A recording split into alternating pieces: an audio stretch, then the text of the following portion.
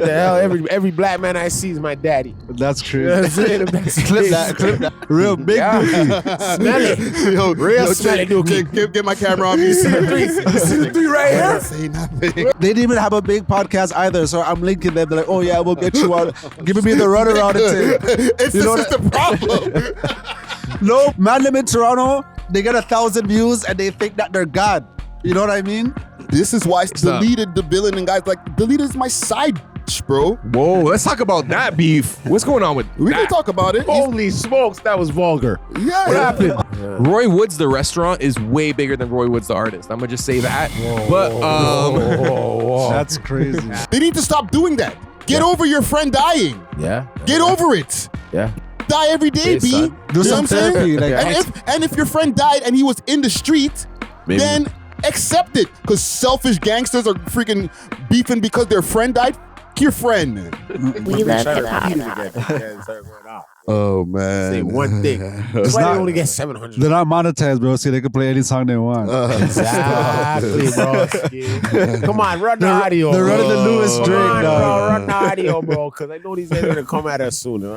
We don't have none of these shots. It's not like that, man. don't Just think so? chill, guys. Oh, now They you be wanna running the see- Lewis. Now you playing it humble. I seen your live stream. You're like, Yeah. natural. He called you weird. Yeah, like in there pushing buttons, and now you don't want us to defend, push Oh, back some buttons. man. B. Okay, let's start with something a little bit lighter, and then we'll get to Light. we get to what we need to get to.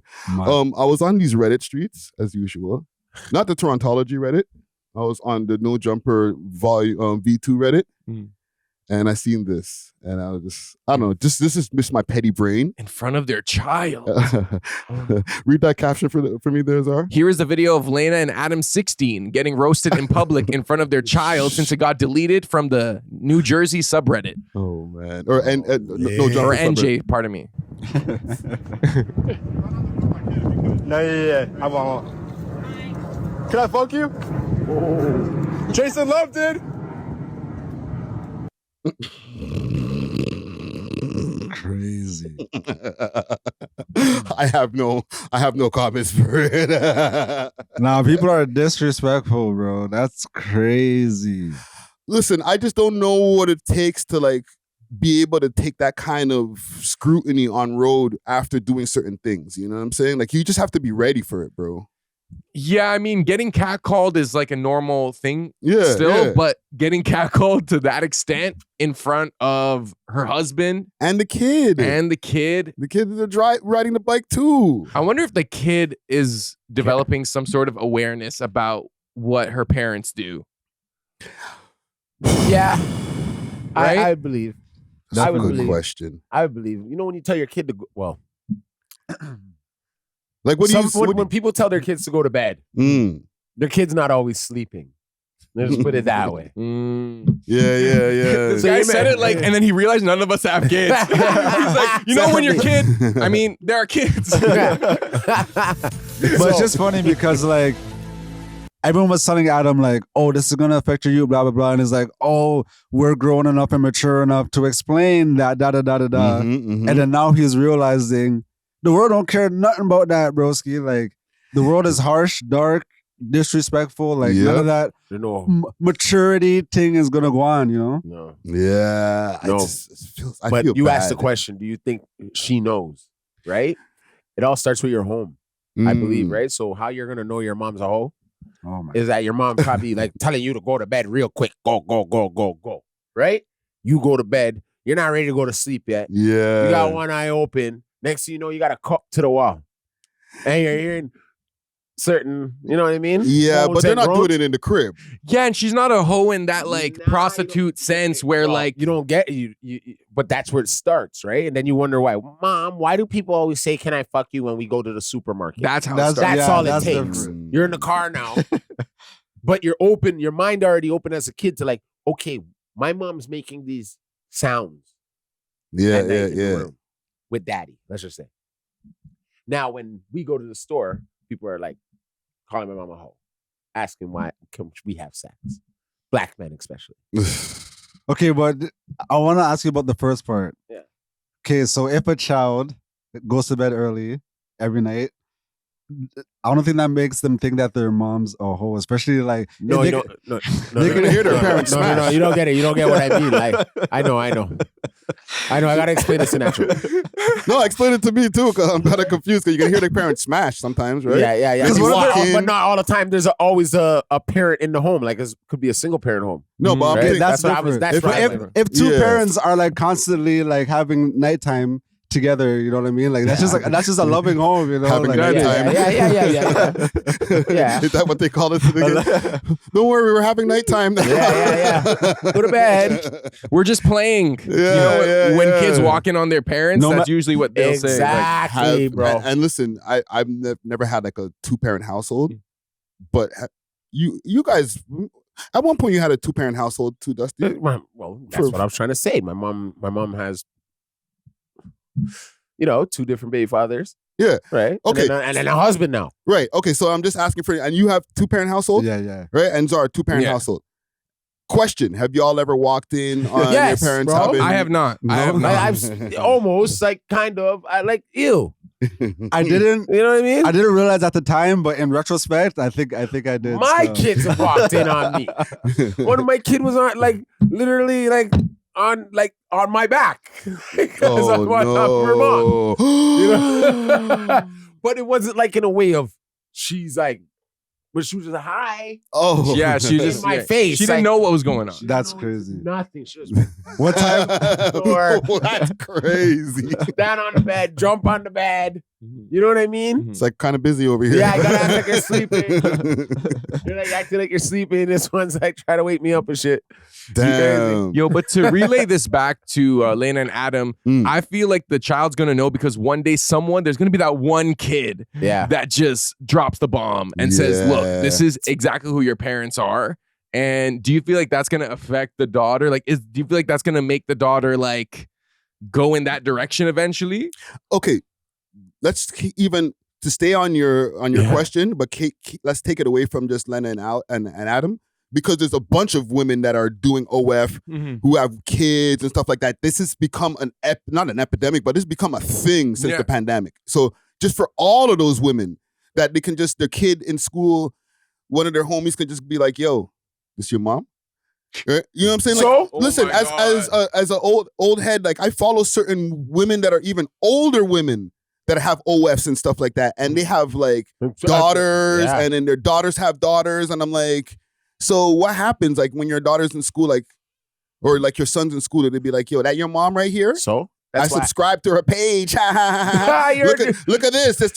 Look, your mom I busted it paid open for your lunch today. Yeah. So power jerker. No, First but of all, fam, if that's Power me Jerker as a response. in Yeah. school and somebody just posted and showed my mom busting it open for a real nigga on the phone, I'll go crazy, fam. I might get kicked out of class. I'd crash. honestly, you'd crash in today's As society. as a young where your brother, the guy, your best friend's mom's probably doing it too. Anyways, like you have something in common. Probably it's the kid who's hating that because you get to probably now wear better clothes than them. I hear what Your you're mom saying. got to work. Yo, your mom go on TV for 2 seconds, bust it wide open. She got 2-3 grand in her account by the end of the day.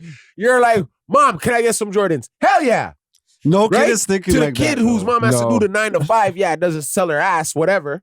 Kids are not that forward thinking. Yeah, I they feel like they're flipping still hard, old school where they're No, like, yeah, no. your mom's a hoe. No, yeah, your mom's a hoe, but most kids know their moms are hoes. But I'm still No, in they Jordans. don't, bro. What? Most You kids don't see think their kids don't know? Yeah, their mom is God to them, but at the end of the day, they can see their mom has like 3-4 different boyfriends. You have to be older to rotating and realize coming that. through the house. What are you talking about? but I don't think most kids have that experience. To know like what a hoe Are is. you? type? Where? Wait, hold on. Hold on. Because and That's because in your world. Then that's in your world, right? think 'Cause most- Did you come in a 2-parent home? I did. Most of your friends have a 2-parent home. Not You may most of my understand friends. What the fuck I'm saying? This guy's asking But there's questions that are being they're- answered. No, but I'm telling you. one at a time. One at a time. But I'm telling you, that doesn't. You can only understand it on that, right? I grew up with niggas that had single parents, right? So, Most okay. of my niggas have single parents. I didn't see many with their dad in the house, but their dad, I know who their dad is, but I don't. So you're But then I know saying, who their mom's baby father is. Then I know who their mom's boyfriend is too. but you're saying that most kids grow up seeing 3, 4, 5 men coming in and out the house on a daily. Nah. No, you're That's talking what- about that's like what- actual that's what he- prostitution. that's No, what he that's not said. prostitution. Some That's girls literally give what he up- said. Some girls give out pum pum for free. What are you talking 4 about? to 5 a night? And have their Not a nights. night, but like, have, like a week- you know a what I'm weekly- saying. a You know what I'm weekly saying. rotation. There's a Okay. rotation, dog. Okay. What But you I don't talking think about? that's a whether common they know where they experience. live or not. But most of the time, a lot of them know where they live. I think that's like 10%. I feel like most 10? women are like Yeah. hiding the 10? man's. Like most women, they go out of their way to make sure that the youth them don't see them. Oh, this is another way too. Yeah, whatever.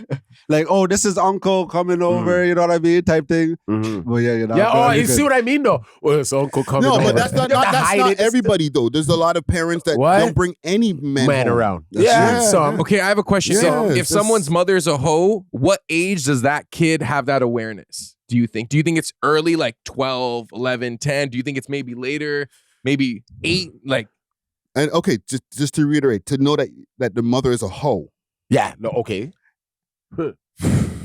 maybe by like I think 12 years old. Yeah. I agree. And found a whole bag. what's in the whole bag? Bogeys in and the whole- condoms? That condoms. They're The dildos and shit. No, maybe Oh. they're night. Maybe what they wear when they go see. Oh, It's yeah. called a Lingerie? whole bag. Your whole bag, dog. Kids will go in a whole bag, bro. But all those things. I'm speaking from experience, and not to say my mom would do it. I'm saying I'm speaking from experience, knowing other friends and maybe personally myself have kids, and you know what I mean. Baby moms could have been doing stuff back in the day, and the kid goes into that old hoe bag. No, I'm serious, right? Mhm. What do you think? What do you think a kid's not gonna figure it out? Like I feel like I would. Yeah, I would yeah, as a yeah. kid. I'd be like, what the hell? You know? You see 2 condoms, you know, if you're starting to know what sex is about and stuff like that, you'd be like, It depends. It and depends. maybe there's not no dad coming through the house, no man coming through the house. Where's mom going at night? You know what I I'm think saying? it's more like a canon event happens type thing where like maybe they come home early from school one day and then catch. you know what I mean? Like I think that's how they find out that the Dukes is on. So you know what I mean? Okay, but sooner or later you find out. I know You- exactly. I no, think it might be this too. When you got too many uncles that are not your uncles. Ah, Uncle this, uncle that, uncle this, uncle that. And they're not uncles that are consistent uncles, like No. your real uncles. Of course. Like, the sister of your mom the brother of your mom. You know what I'm saying? Yeah. They're just uncle that Uncle Chad used to be around and then he Gone. stopped coming around. And then Uncle Felix started coming around and then Uncle Felix stopped coming around. Like, why I got so many uncles. Right? Your mom's a freaking hoe. They're not your uncles. They're, you know what I'm saying? Everybody, especially because she keeps on, oh, that's Uncle so-and-so. It's because she's a hoe. When I was in Montreal, Mm. I had a hoe up there, you know what I mean? Mhm. And like she was definitely a hoe. And like I remember sometimes when I would stay, she was bad though. I had to put that out there, you know what I mean? I had to put that, she was super bad. Super bad. But I remember one time I was just staying over, right? And then like her youth just like walked in the room or whatever, was like, oh, like could you tuck me back in, blah, blah, blah. And I'm thinking like, is this you aware of what's going on right now? Or like, because he had no reaction. Like this is my first time even seeing this you. And he was so comfortable. You know Bro's what I mean? desensitized. Yeah, because he's seen it before, bro. It's another nigga in the crib, That's bro. another nigga in No, the crib, literally. one of mom's friends. That's just what mommy does. Yeah. I'm like, yo, I am not your pops. Like, aren't you like concerned that a man that's not your dad is like? Tucking Well, you in. I guess not. No, he see that happened yesterday and it was somebody else. And the man was willing to do it because they hurry up, little nigga, get your ass in the bed. Tuck this bitch ass in. Hey, yo, you ready, girl? The last thing, Maybe. the worst one is when you get in those situations, and I've had a couple of those back in the days, and you see the little kid, and you might been around maybe 1-2 times, and then he starts going, da da, da da. And it's like, no, nigga, no, that's not me. I'm no. That's happened to you? What? What do you Multiple say? times. What do you say when that innocent child who's looking for a father figure looks at you, Friday Ricky Dread, and calls you dada? You know what I do? Let me take off my shades. I look What? at the mom, like, say something. No, that's not that. You know what I mean? But I don't want to be the one like, yo, I'm not your daddy, nigga. No, I would. I'd smush face that little nigga, bro. I'd be like, nigga, get the fuck out of here. That's never happened to you though. The kid never dad. I've had one try to roll right in the bed. Let's try to sleep with us. I'd be like, nah. You tell your little whippersnapper that ain't sleeping with I've me. had like random youths like in the stores walk around, oh, daddy, but that's like, that's crazy. I'm like, hey, this youth, you know what? definitely You know who needs- should feel ashamed is the mother. Yeah, I'm like, Not this even youth- the kid. The kid has nothing to. Kid just looking for basic human nature shit. Yeah, you know what I'm saying? Black Survival. man. Where my daddy at?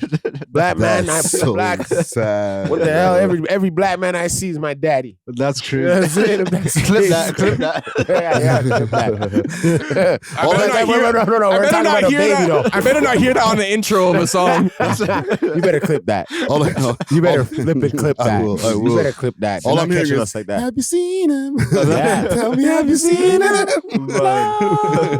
Where's my daddy? Oh, you see what I mean? Oh, let's start the show. Poor man. thing. Let's start the show. Say we're no salute for Lena and Adam, eh? No. Nope. Why are we always clouting those guys up anyway? She trying to stunt, but she don't know it's about to us. Holy boy, that's a real Toronto king, fam. She don't know it's Beltas. I like her. Oh man, let's get it popping, man. Jeez, let's get it popping, man. We are Buck is the world's most smoked out podcast. We love hip hop. I'm your host of the most toast, Friday Ricky Dread, aka Bird Rick. Bird Rick. Bird. That's the word. That's some bird music right there, man. I'm not saying she's a bird, but that's bird music right there. Like all the girls are. I like it though. Like You know what I'm saying? Glorilla gonna take this girl on tour. She'd be a great opener for Glorilla. that, yeah. Yeah. Sexy red right there. Yeah. Holy Eventually. Drake. No, big salute to you too, Sab. But yeah, man, we back at it, man. B3 Studios, episode 605. We got back in the building. You might see him over at the Caravana grounds, still vlogging, doing his goddamn thing. You might actually see him also being the DJ Vlad of the city. You know what I'm saying?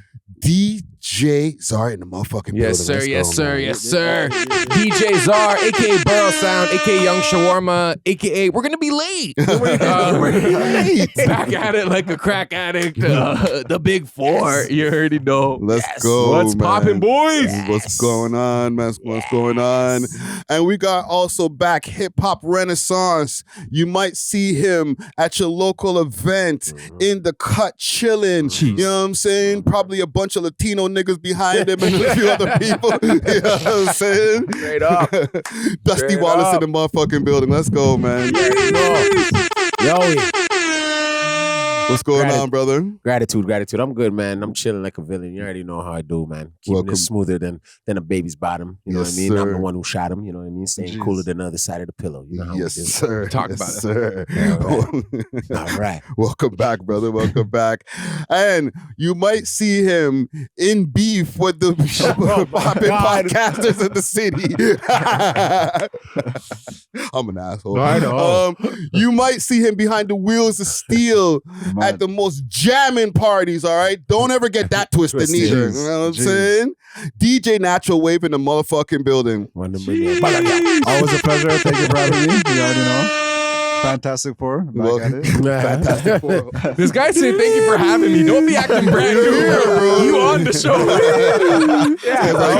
Playing games over here, dog. Last week, Right? Thanks for having me as a guest, guys. You're Thank you, you fully know. on the I'm show. not really down, but I'm with round. I have to get used to actually You have to being, get you know, used to like- it, though. I think you're getting used to it, pretty used to it. You've been in beef already. You know, you got a couple flipping crank calls. You know what I mean? You're good. Yeah, man. You're making the initiation. You know what I'm have to saying? stir the pot, you know what I mean? Because the gravy's not hitting, so you have to stir the pot a little bit, you know?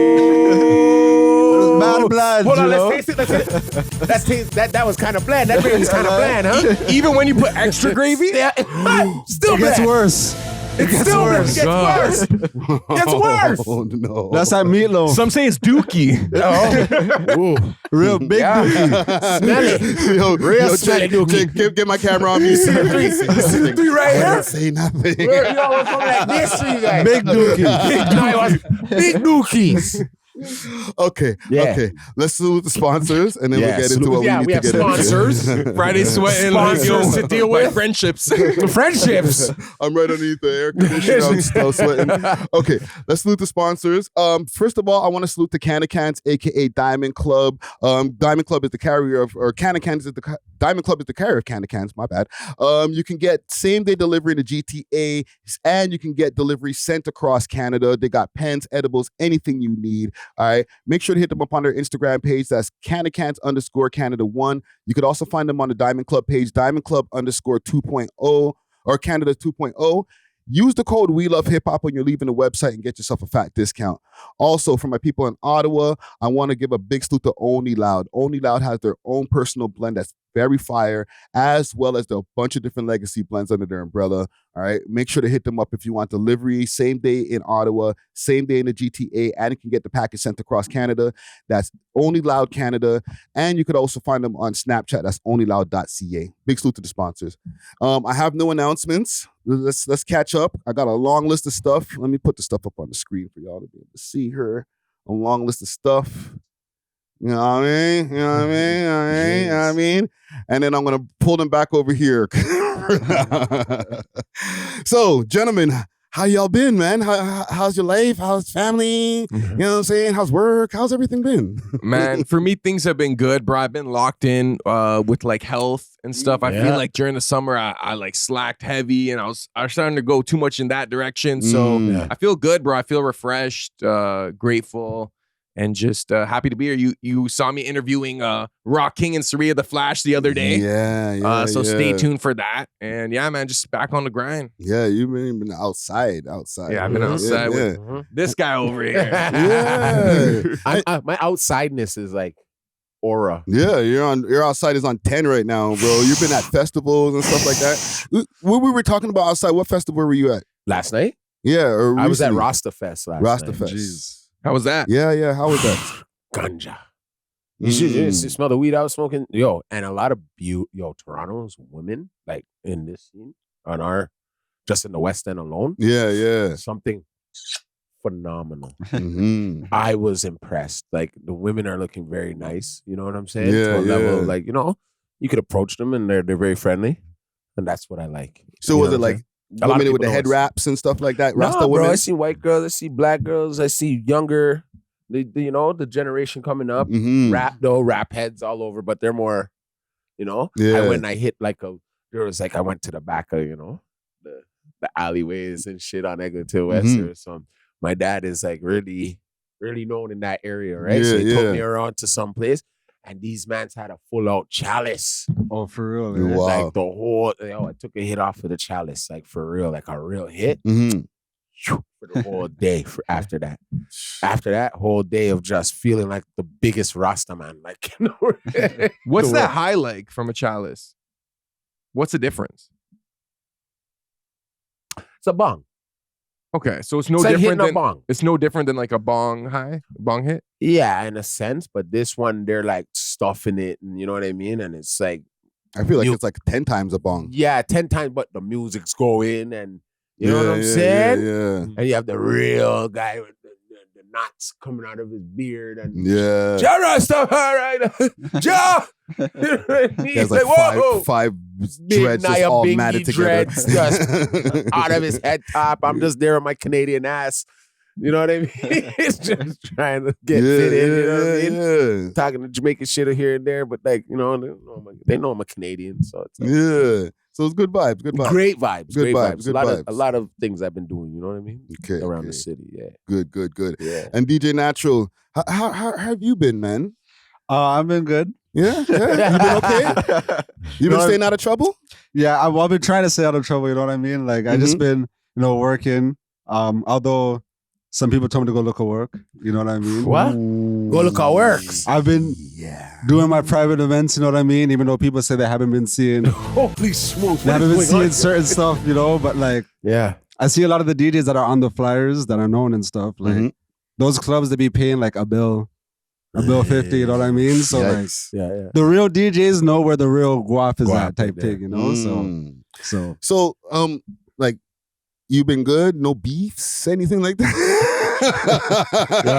Y'all here. This man has been relentless. I'm gonna just say that. let's unbury the lead, bro. What's going on with you, bro? How did you wake up and choose violence, fam? Like, what go on, bro? Discover Canna Cans, where quality meets innovation. With over 24 premium strains, each carefully sealed in our signature cans for maximum freshness. We're redefining the cannabis experience. Trusted Canada-wide for consistency and reliability. We deliver the product you deserve. Elevate your expectations and explore the difference with Canna Cans. You can find Canna Cans on Instagram at CannaCans_Canada, or you can find them on the Diamond Club page, DiamondClub_Ontario.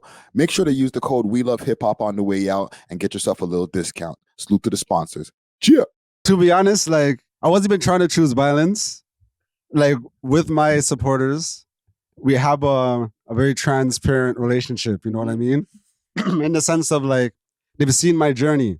So every so often, like, I try to drop some inspiration on them because I have a very relatable relationship with them. So I was just showing them, like... What's your fan base? What's your fan base? With your fan base? Oh, yeah. I thought you said, what's my fan base? I heard that too, bro. Bro's dissing. I wouldn't do that. So basically, I'm just like, I'm reflecting back on my journey. I'm like, yo, it's kind of interesting that, you know, I linked Relentless like to do an interview. You know what I mean? Why? I linked Extra Gravy to do an interview. Why? Just because I feel like as content creators, we should all be working together type thing. You know what I mean? I'm like, I see they have their little thing going in. I have my thing going in. It only makes sense. Hold on. When was this though? When did you, like, how long back did you link them? I want to say maybe like a year. Okay. Maybe like a year and a half, 2 years, you know? It was a while back type thing, you know? So like I had an emotion, but not as much as I have now, but I still had more emotion than them, you know what I mean?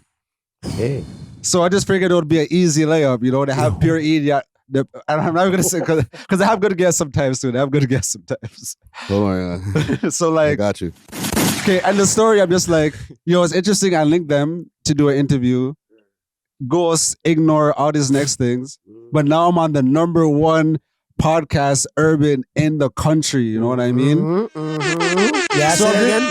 So I just show my people like, yo, certain things are just not meant for you. You know what I mean? Like, if a door doesn't open for you, then break through a window type thing. You know what I mean? And I ended it with, Jah will always place you where you need to be. That's a fact. But because I mentioned Relentless and Extra Gravy, all of a sudden they just start crashing out. Because yo, I posted a story and I went about my day, you know, like la la la. Everything had my shawty there. It was great, you know what I mean? And then my phone just starts going off. People are sending me, oh, Zoe's mentioning you on Twitter. I don't even have Twitter, broski. They're just talking to the air now. You know what I mean? Yeah, keep going.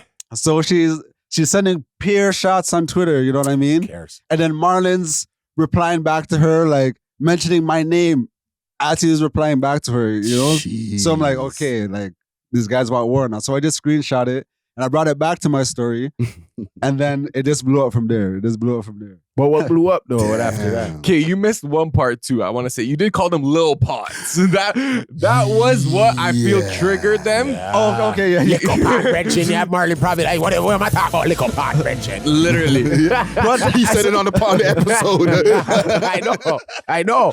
Okay, I think what I said verbatim was, I linked Relentless Diaries, Extra Gravy, and all those other little podcasts. Oh. Thank you. I'm glad you, because I mentioned that in my live stream. Who else are you talking about?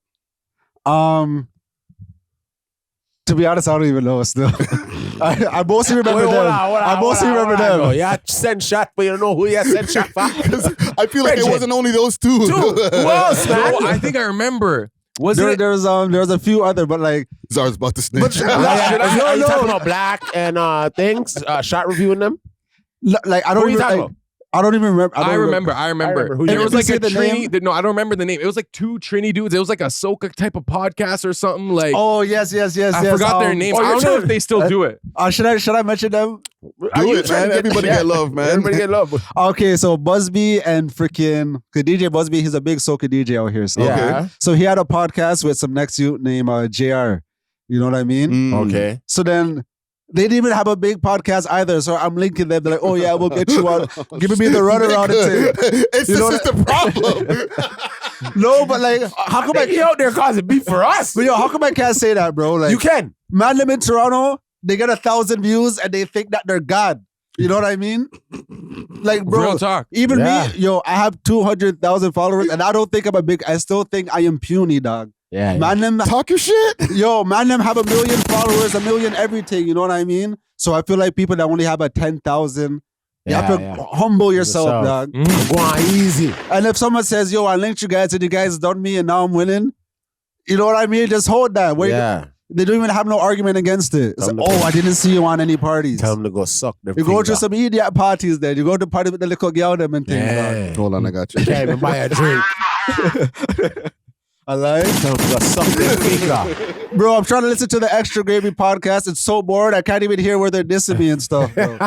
I'm getting 5 minutes in. I'm like, this is like audio terrorism now. Literally, I told Natural, I'm like, I was trying to find the disc too, and I'm like, just send me the timestamp, bro. I cannot listen to this. Relentless, I can actually listen to. You know what I'm saying? And I showed Zoe, I'm like, yo, I actually listened to your podcast, you know? So if you felt a way about me saying it was a little, then like, I saw it go. But I do listen to you guys. But them extra... Hold on.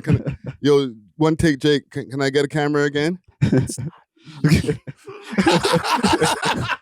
Yeah, this is, keep going. This is completely. See this guy right If you want to add somebody, he sent us on your asses. if you want to add somebody at djnatural.wave. And it's funny how Zoe said I make no impact. And then I had them crashing out. She's like, oh, everyone's sending me this. If I don't make no impact, then how's that? I don't know. I'm not here. Yes, you are. It's so innocent. These guys is live stream, bro. You caused all this. And I don't want to do too much on it because I rock with Mucho. You know what I mean? Mucho's my boy. Salute to Mucho. We love hip hop alumni. So do you have a personal relationship with some of these people? I want to say personal relationship, but Mucho and you are what? We're cordial. You know what I mean? Regin? I wouldn't say we're bedrooms, but we're cordial type thing. Cordial, like you guys see each other around and say, well, go on. Like we did like a 1-2 interview together type thing. Like we did some content together, but that's it. But I am like, bridging that. Yeah, hold on. I am bridging that. So hold on. I try and bring them on. I'm sorry, I their didn't name say on anything. this show right now for get them some more ratings or something because now we're saying their name. No, let the name slide. Let the name see how slide. farther we go. You see, and let me jump in for a quick second.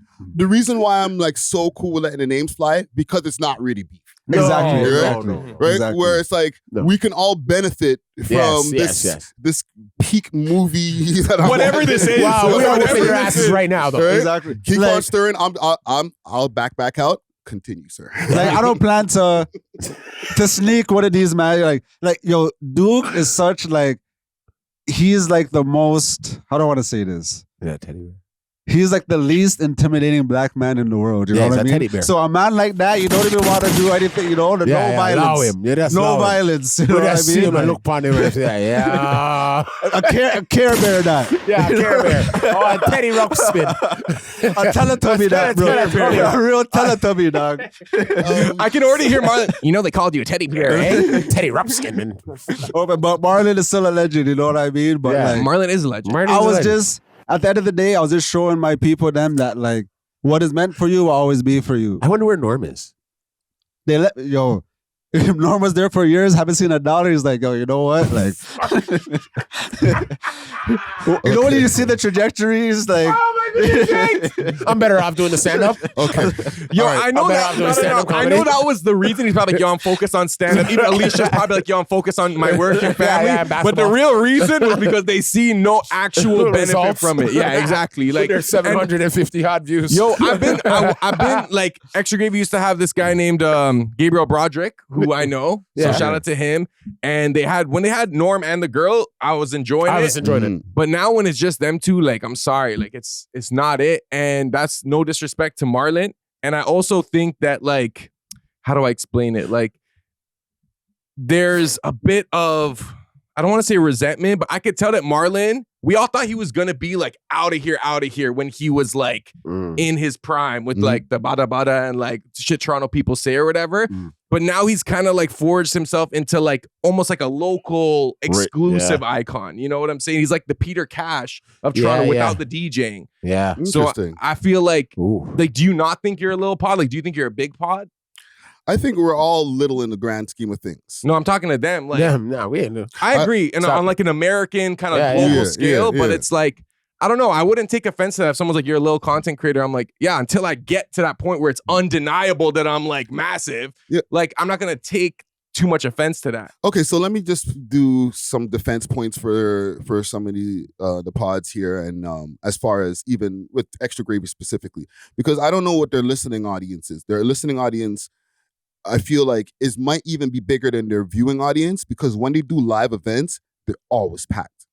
Like, and they do multiple. Over the years, they've always been heavily doing live events. But like, what type of rooms are we packing? Like, we could pack this room with like 10, 12 people right now. No, like pack like 100 or more people. You know, what I'm that's saying? impressive. Then, yeah, they've been doing their thing. Like, I went to an Extra Gravy live show in like year 1 of their podcast, and they had like, and women in the building too.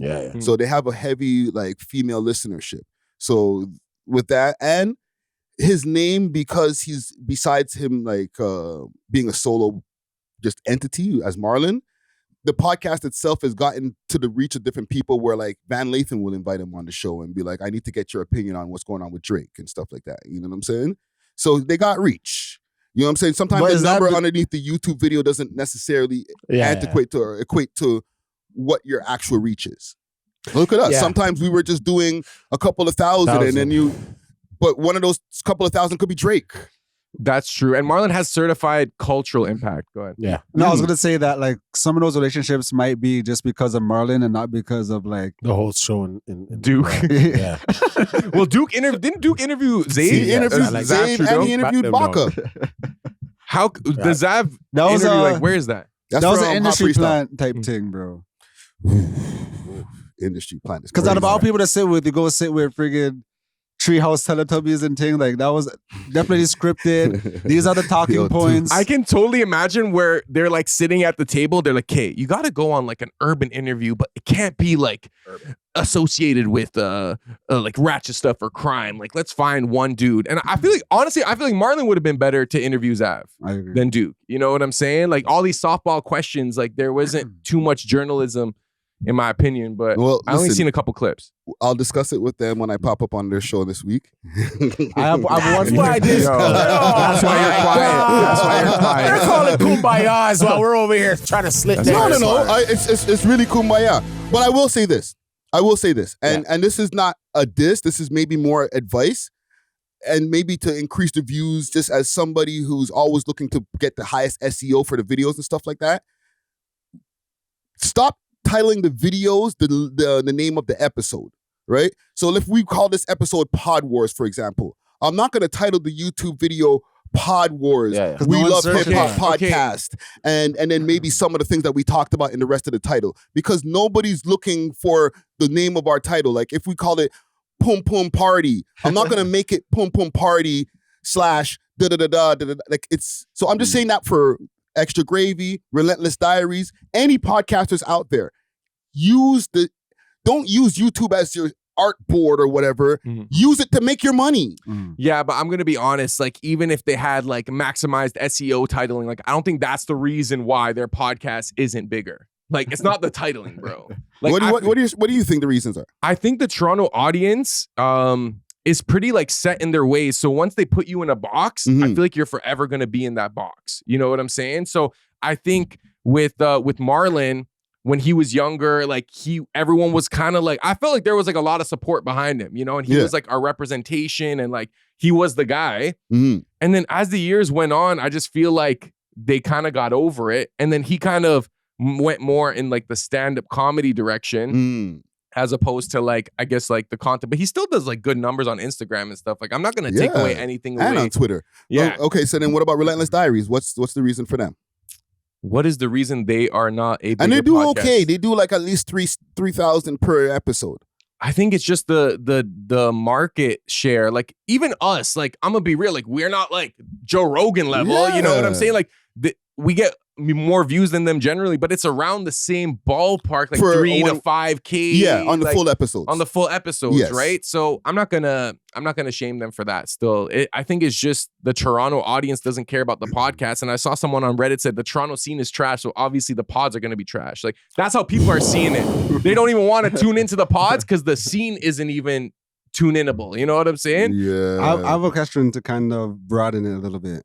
Do you think there's like a pretentiousness in certain creators out here where like they wouldn't want to work with other creators because of maybe the content they create or like what they represent type thing? Yes.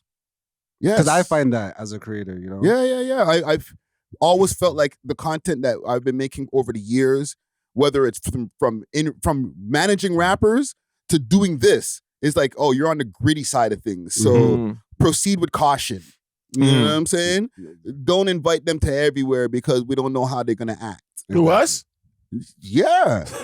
You know what I'm saying? And it's not like it's us as podcasts, it's just the brand in general too, right? It's associated with gangsterism and guys who've gotten into heinous high profile crimes. You know what I'm saying? Yeah. I think the urban audience, in my opinion, and let me know if you guys agree, because I always see myself as an outsider in this from that perspective. Yeah. But it's like a gradient where like you have like the really like gritty stuff like you were saying, then you have like the very kind of like polished, and then you have in between where it's like they like a little bit of like the gritty stuff, but maybe not too much. Yeah. And I think that, the gritty side might see the clean side as like corny or cheesy. Like I could never watch Extra Gravy or Relentless Diaries. And from them, they might be like, oh, I can never watch We Love Hip Hop. All That's they talk lowbrow about, shit. all they talk about is this, that, Yeah. right? So I think there's enough audience for everyone. But I do think because it still falls under that like urban umbrella, that like there is like, it's almost competing in the same space. Yeah. And I'll just say this in closing, and this is just another piece of advice. Clips. I said this the other day. I went to Steady Mobbin. I said, you guys need to start putting out clips, man. All of you podcasters. So that's going to be another... If they clip that piece of content when I was telling them that's going to be me I'm going to be repeating myself right now. Clip your content. If I'm only seeing you guys upload once a week when the actual full episode comes out, then your channel's not going to grow because you're not pushing the algorithm with content. Clip the episodes be 3 hours long. They probably can get like 5-6 clips out of that shit. I agree. And I also do want to add that I think the reason why We Love Hip Hop is better than these other podcasts is because we can sort of target a niche. Like there is like, what is We Love Hip Hop about? It's about this. Extra Gravy, what is that about? What is Relentless Diaries about? When your topics are Pop too culture. general, It's too general. Yeah. Like you can't give an example like, okay, so what is their show about? If somebody asks me, elevator explanation, what's We Love Hip Hop about? We talk about the local scene over here in Toronto, okay? We interview local rappers, whether they're on a wide scale or some of the old school or some of the up-and-coming rappers and some of the old school rappers. And sometimes we cover some topics that happen outside of Toronto, Canada in the hip-hop scene. Yeah. Done. My explanation's done, bro. Elevator open. You know what I'm saying? Yeah. That's it. Yeah, I think everyone tries to do the general podcast route, and I think you can do well with that, but there's a cap, especially because if we're like Canadian talking about American culture, it's like, bro, They don't care. no, we're not trying to hear that. They tell us, shut the fuck up. Why are you talking about our shit? Talk about your own shit. Exactly. And that's why I feel like you stand out more than these other podcasts, because at least it's like, okay, I know Friday's going to talk about that Toronto. This is why Deleted the villain and guys like, Deleted is my side bitch, bro. Whoa, let's talk about that beef. What's going on with We that? can talk about it. Holy smokes, that was vulgar. Yeah. What happened? On my side Bro couldn't thing, wait. bro. He couldn't wait to say that. Drop That's that. my Like, I was like, side where'd that bitch come from the from? Bay, bro. You know what I'm saying? Ooh, what are hyphy? What are your You know I'm hyphy saying? bitches, huh? When I feel like getting hyphy, I just go just jab them. You know what I'm saying? Yeah. And the reason why is because I don't care. Like, this is a little side mission. We talk about Toronto topics and different things like that. That's where the algorithm starts pushing the videos higher. So if I talk about Deleted and what's happening with Kendrick and Drake, the algorithm doesn't care. So when I tell a guy like Deleted, yo, suck my dick, fuck you. I don't care, bro. You can make 100 videos. It's not going to affect our audience because it's not part of our niche.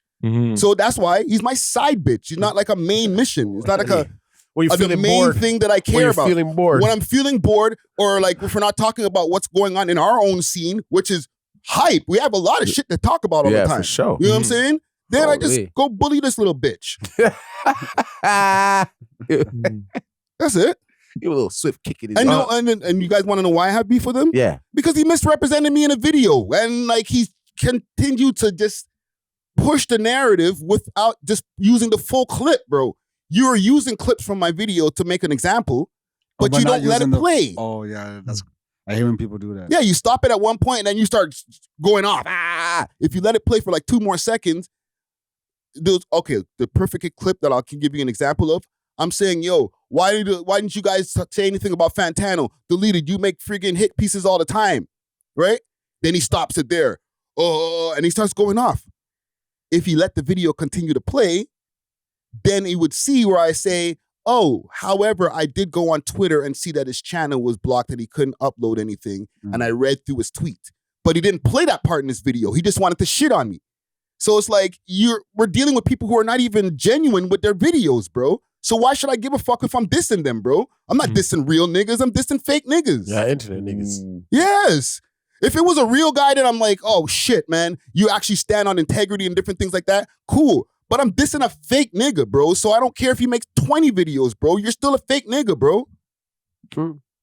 Oh, man. Now, a lot of people, they do bad business in the sense of like, kind of like you said, they will, just to paint their narrative, they're not going to use the full clip. You know, they're going to twist your words type thing. Yes. If you just want to do that to get your clicks off, then just say that, bro.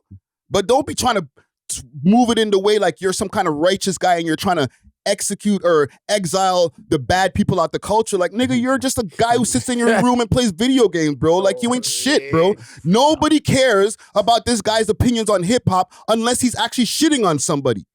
You know what I'm saying? Nobody goes to Deleted to be like, yo, what do you think about this new song? Who gives a fuck, bro? What do you think of freaking the new GTA 5 or Call of Duty or something, bro? Fuck out of here. Yeah, I only see him like for the pack out still. I don't see any of his other stuff. His Doja Cat video ain't doing shit compared to if you don't have, unless he has an op. Yeah, exactly. So he can go pick on What's the Dirt 100 times so he can get 100,000 views. But then what's your opinion on Doja Cat? Nobody cares. Wow. But if he was like, Doja Cat's my op, I'm going to shit on this bitch, guess what? It'll probably have 100,000 views. Nobody cares about your opinions on hip-hop, Deleted, all right? Pack it up, my youth. Yo, I know we're probably gonna move on to a topic soon, but I did want to ask you. I wanted to ask you, okay, so initially when Zoe responded, it was a tweet, but then I saw a video. So how do we go from like the tweet to the video, and what was your like perception of that video? Because she was kind of going off a little bit, but I don't want to accuse her like, oh, she snapped on him. Like maybe that's just how she communicates or whatever. I think that is just kind of how she communicates, you know, like she has a vibrant personality. When I seen her going off. Hold on, I'll give you an example right here so the audience will know what we're talking about. If you want to at me, hold on. Okay, I actually don't know why niggas at me. I don't know why they at me because I am not the type to turn the other cheek. Jeez. If you want to at me, okay, sure, let's go. Don't come for me if I didn't send for you. I didn't know this man. Oh, so there was more though. There was way more videos. I feel like, and then I think AfroBuzz posted it or something. Yeah, he only posted a clip of it though. But okay. But yeah, it's just because like she was subtweeting me, so I just screenshotted it with her and Extra Gravy, and then I added her, and I'm like, yo, like, and I just said what I said type thing. We're like, yo, I'll watch your thing, but also you guys are a small podcast. We're all small creators type shit, you know. And then that's when she just started going off, or whatever. But as I was seeing this video, I was just thinking like, yeah, I was still back there. Still, I was still back there. Okay, so no one said she's ugly, bro. No, let's do this because you know I'm here for the peace. In the end of the day, right? How can we get it where like we can get some kind of resolution. I ain't got no beef. All of us pod with us. Pod with us. We don't. Does anyone really have beef here? Like, I don't No. think it's on site when you see any of Yeah. them. You never know. I think it's just a moment, you know, and the moment's gonna pass. They Like, might want to catch his ass. They're like, the new guy? Natural comes to the next Natural? episode with a Let's black get eye. They're like, how come? Because like they're like, how come this new guy all of a sudden is just like talking shit? I know, right? We were all chilling until this guy Natural got here. Right here, bro. And now we're talking about them for like half an hour. We're helping them though, because it's like people are gonna tune But into last their week- pod just to hear the reaction. Hold on. Last week I asked him, whose pod was he on? I'm a double agent. Don't say that. I'm joking. Remember when we asked? Yeah. Remember when I asked? Bro? Yeah, after he admitted to wanting to back Zoe, you asked I that. asked. I'm like, yo, whose podcast are you on? And now all of a sudden we're in a thing with them, bro. Hold on. Hey, It's all a part of the plan. And then now you're going over there this week? let's play 4D chess right now. Wait a second. Oh, man. You guys are But assholes. yeah, we can maybe collaborations. Like obviously, I'm gonna go do a collab. Yeah, just but they now didn't with Brian invite the Extrader. whole. They didn't invite the whole Yeah, team. I feel like they did it as like a shot. Like, Yeah, bro, you shouldn't even go. Yeah, tell them you'll have to bring the I have to bring the the crew. whole team, bro, and then see what They're say. trying to set you up, What, Fred. bro? They're probably there to Nah. literally content assassinate you that day. That's Like, not possible. I know that, but it's like let's see. I've come to the point where I feel like I'm unkillable when it comes to the content game now, bro. Yeah, I don't think they tried to, but I do think it's like, No. okay, we're still not going to invite Natural, but we'll invite. We'll invite Friday. Yeah, we'll to invite give this him a big nudge. dog. Yeah, to shut him up. Oh, Like, no. man. But I think you should still go though. You know, I think you should still course. go. We should all be going. I'll go and see what's going on. See, But Does Relentless do guests? They do sometimes. I've Okay. asked them about being on the show, and I got put on the back burner as well. But I don't think it was Wow. should I put a sound effect in there? My bad. Really? You got put on the back burner. I wonder why. Are you gonna ask? Because they think it's not Relentless Diaries, it's Pretentious Diaries. They think they're way too good, bro. Bro, we're gonna be. See, there's an air of elitism. Bro, like, Holy shit. Pretentious. because Diaries. Sir has 1 million followers, they think because he's a big dog. But I check his TikTok, there's 1,000 views on the video. Might be the name of the episode right there. Oh my pretentious diaries. That's what you're gonna call it. You know what I mean? Like, I'm not gonna lie, Tresor's a big dog, Mucho's a big dog. Like, but you guys, we're all Toronto creators. You know what I mean? No one's better than the next man. All of us ain't shit. You know what I mean? Yeah. Like, compare us to the real content creators. We're all small No specks. Ain't none of us the Joe Button, yo. You know what I mean? None of us is Kai Cenat. None of us is Drewski. Like, Yeah. Well, listen, man, let's leave that for another day. You know what I'm saying? Salute to all of the podcasts out there. And all of them, besides the ones that we mentioned here in the quote unquote pod wars, you know, the Mandem, GTV network, who else? Down to Earth network. I'm naming people I had ops with, you know what I'm saying? I have no more ops, bro. My heart clean, right? You know what I'm I haven't saying? seen those guys do nothing in a while neither. I don't say. See, these guys are on. Yo, listen. I'm being Podcasts. honest. I'm not opping with nobody I'm anymore. not hopping. I'm just being honest. Because people be hitting me up Friday. Why did you say this on the pod? It wasn't me. It's y'all niggas. Y'all be cooking. Thank you. You're loving it though. You're loving it a little too much. Like you're not even like stop. guys. We're gonna be late. We're gonna be late. Okay, let's move on. Let's move on. Can we talk about this Drake lawsuit for a quick second? Yeah. We haven't really brought it up on the pod in a minute, but it's been going on where like Drake's asking for some wild things now. He wants DNA proof from versus Kendrick. his Maury Povich thing. Yeah. He wants proof that the baby might be day free, right? What else was he asking for? There was something crazy that he was asking for. The contract to be redacted. Yeah, he wanted to see the Kendrick's contracts. Oh, also the abuse. Yes, domestic violence abuse. Like emails about the abuse, Yeah, right? yeah. Between 2017 and it's. Yeah, he wants to see everything. So Lucian Grange finally responded to like just Drake always asking for shit. So I'm gonna play this courtesy of Speechly. Let me find the part here about where Lucian Grange responds. Labry Graham. Labry Graham is crazy. His role as CEO of a multi-billion-dollar multinational corporation involves global strategy. Right here. Not the Universal Music Group CEO Lucian Grange responded to Drake's defamation. Oh, that's Snoop Dogg, by the way. Is that Snoop Dogg AI or actual Snoop Dogg? That's Snoop Dogg AI. Okay. I'm Lamore's diss track Can you not do a like Cardi? this. Calling the claims. Can you do a Cardi now? It's not one of the options, but sloop to Speechly. Okay. Send the bag. Farce, Yeah. nonsensical, and groundless and indeed ridiculous. In a sworn declaration filed on August 14th, 2025, in the U.S. District Court for the Southern District of New York, Grange denied any personal involvement in the release or promotion of the track, stating he had not heard, not like us, nor seen its cover art or music video until after its release by Interscope Records. He emphasized that his role as CEO of a multi-billion-dollar multinational corporation involves global strategy, not the minutiae of individual song releases, and dismissed the idea that he was part of a scheme to devalue Drake's brand as absurd, giving UMG significant financial investment in Drake, including hundreds of millions of dollars in his recording career, catalog, and publishing rights. Grange also noted that such discovery requests are often used to waste UMG's time or seek commercial concessions. UMG's legal team further argued that Drake's motion to compel Grange's emails and texts, along with an unredacted copy of Lamore's contract, is a transparent attempt to harass the company, asserting that the premise of a corporate conspiracy behind Drake's loss in the rap battle is absurd. The lawsuit, filed by Drake in January. So, yeah, he's like, yo, why would me, somebody who controls billions of dollars for this billion-dollar company, who doesn't even handle the minutia of like song to song, you conspire to try to bring you down, broski? I didn't even hear Not Like Us until I seen it come out on the label.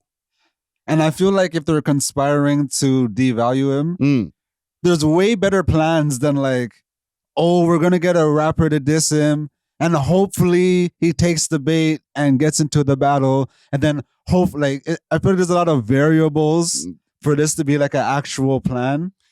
Because it's not like Drake was forced to get into the battle, you know what I mean? Like the man said he was retiring. He said he's taking a break from music. Yeah.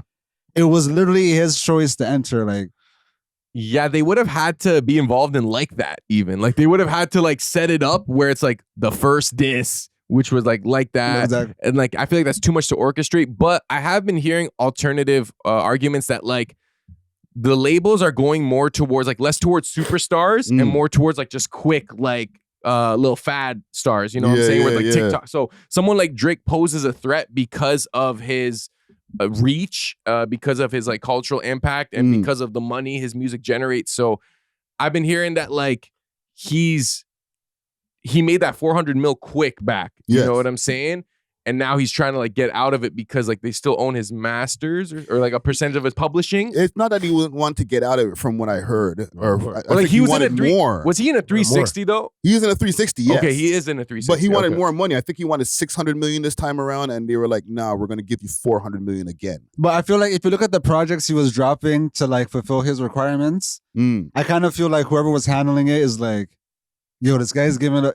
Like, you know, when you link your plug and then like you guys work out a deal, but they're not giving you the same thing that they used to. It's like, hey, he's giving us the mid, right? He's giving some bush, eh? Dark Lane demo tapes, bros. Yeah, it's fine. It's good. It's gonna get me there, but like, this isn't nothing was the same. You know what I mean? Honestly, never mind. Okay, I see what you're doing here, but like, so you're saying as soon as he got the 400 million, he took his foot off the gas musically? he's like, yeah, let me just get as many products out there as possible. Get back my money. Yeah, and he made it back. And with good product. Again, we're bad business. You know what I mean? Like, why would I want to give you more bread after, like, you know, like, I don't really love. You gave me a bunch of mid shit. You know what I mean? Like, basically. And not to say that the music was completely mid, but it wasn't lasting. And did it stick? No, Scorpion. All his music sticks, but no, Scorpion. I feel like still had some songs that stuck. Like, yeah, definitely. Whatchamacallit, In I My just flipped the Feelings. switch and all that. In My Feelings, Yeah, nonstop. Yeah, all those songs kind of stuck. But anything post Scorpion, the songs kind of just came and went. Yeah. You know what I'm saying? What were you gonna say, Zara? What I was gonna say is it's not like they don't want Drake on their label.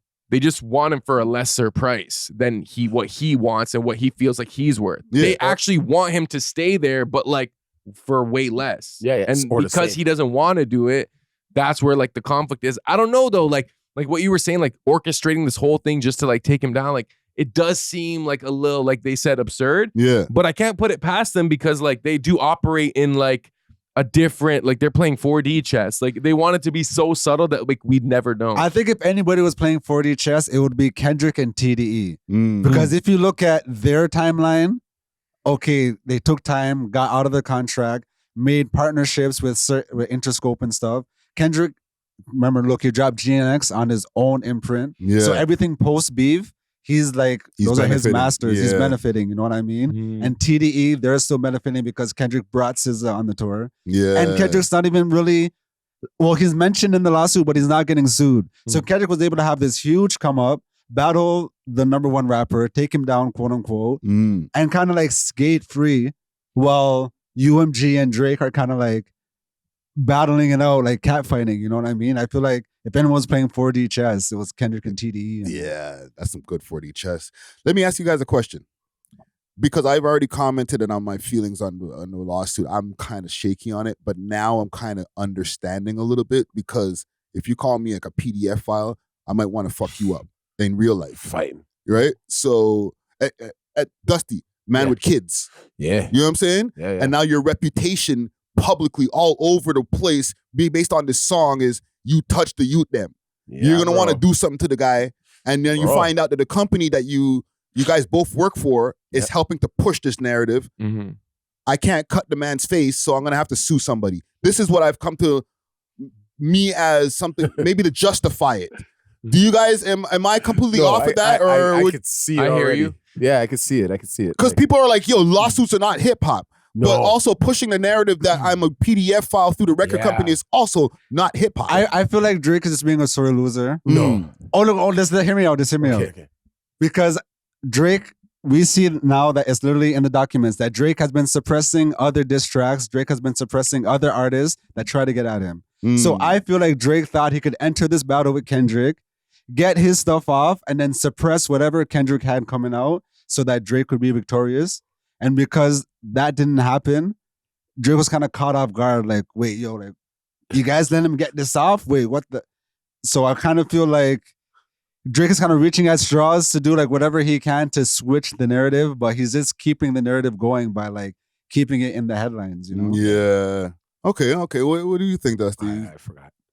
What do you Well, I just, because I hear what Natural's saying, but I always felt it was like kind of sketchy that like Kendrick is this like industry darling still, and that the industry has always kind of been against Drake, even when we didn't really realize it. I know Ack talks about it a lot now, and also Ack is a little biased, but he gets at Drake sometimes too. So Yeah. I feel like he could be somewhat neutral, but I do think that like there is something to say about the industry being like anti-Drake to an extent. That's why he hasn't participated in the award shows and like those like lights, camera, action type of events. But why is the industry anti-Drake? I think Is Drake just innocent in this? Oh no, he's a bystander.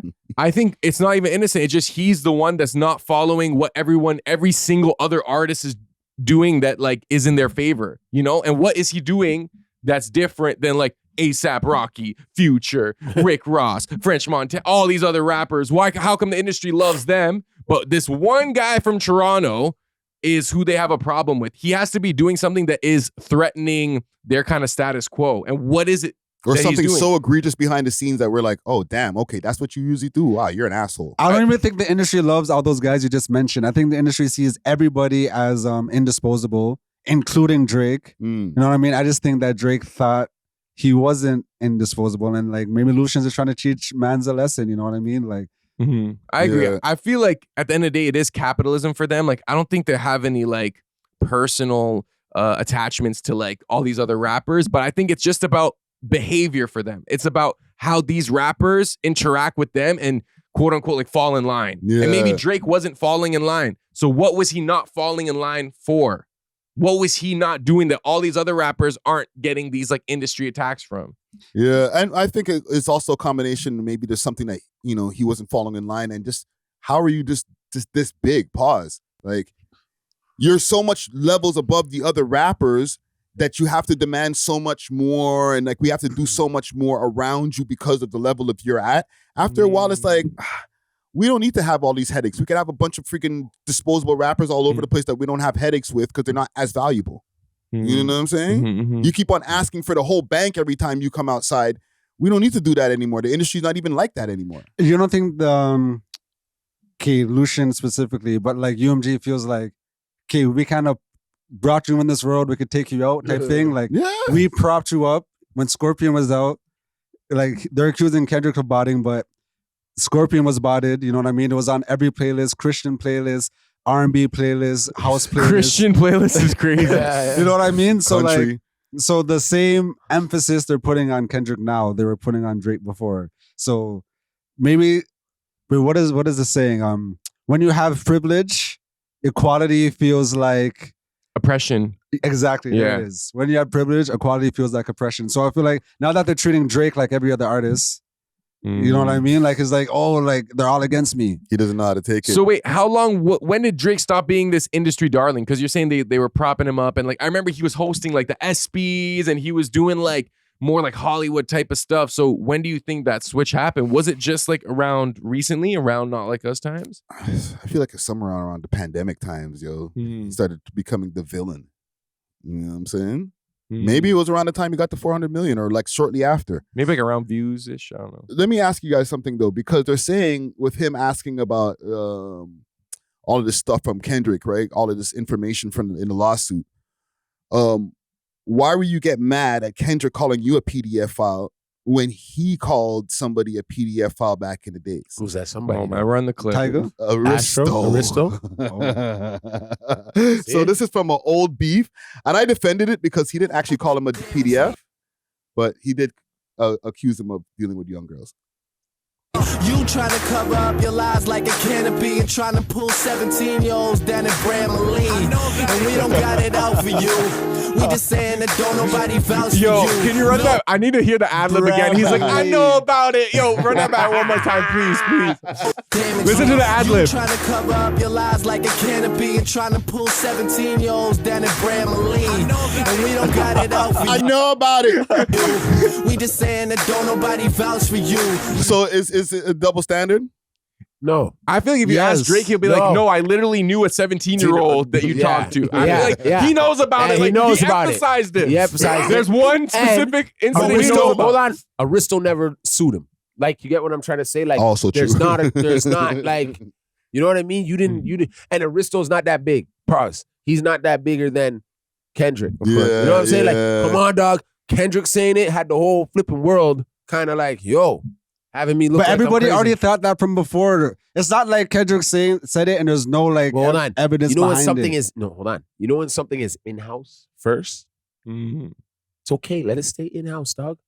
The minute it reaches outside the fucking house, there's a problem, dog. It wasn't really in house like that. Yeah, but you get hold on. It's in house because we only know, or certain group of people know. Now it's the random white guy walking down the street. It was still inside of hip hop. It was exactly. And listen, just to get this straight, I don't believe that the man's a youth mash or anything like that. I'm just saying that like there was always little Joe Budden and different people that were like, yo, why are you around these young girls? You know what I'm saying? I was Like, gonna say Joe Budden knew about it like but wow. see what I mean? But that's in house, just like the Diddy parties. Yeah. At first they started in house. The only we knew about, like, you know what I'm saying? Yeah. And as soon as that one gets out there, But to draw parallels to that clip, okay, Kendrick didn't technically call Drake a PDF file either. You know what I mean? He only alluded to certain things.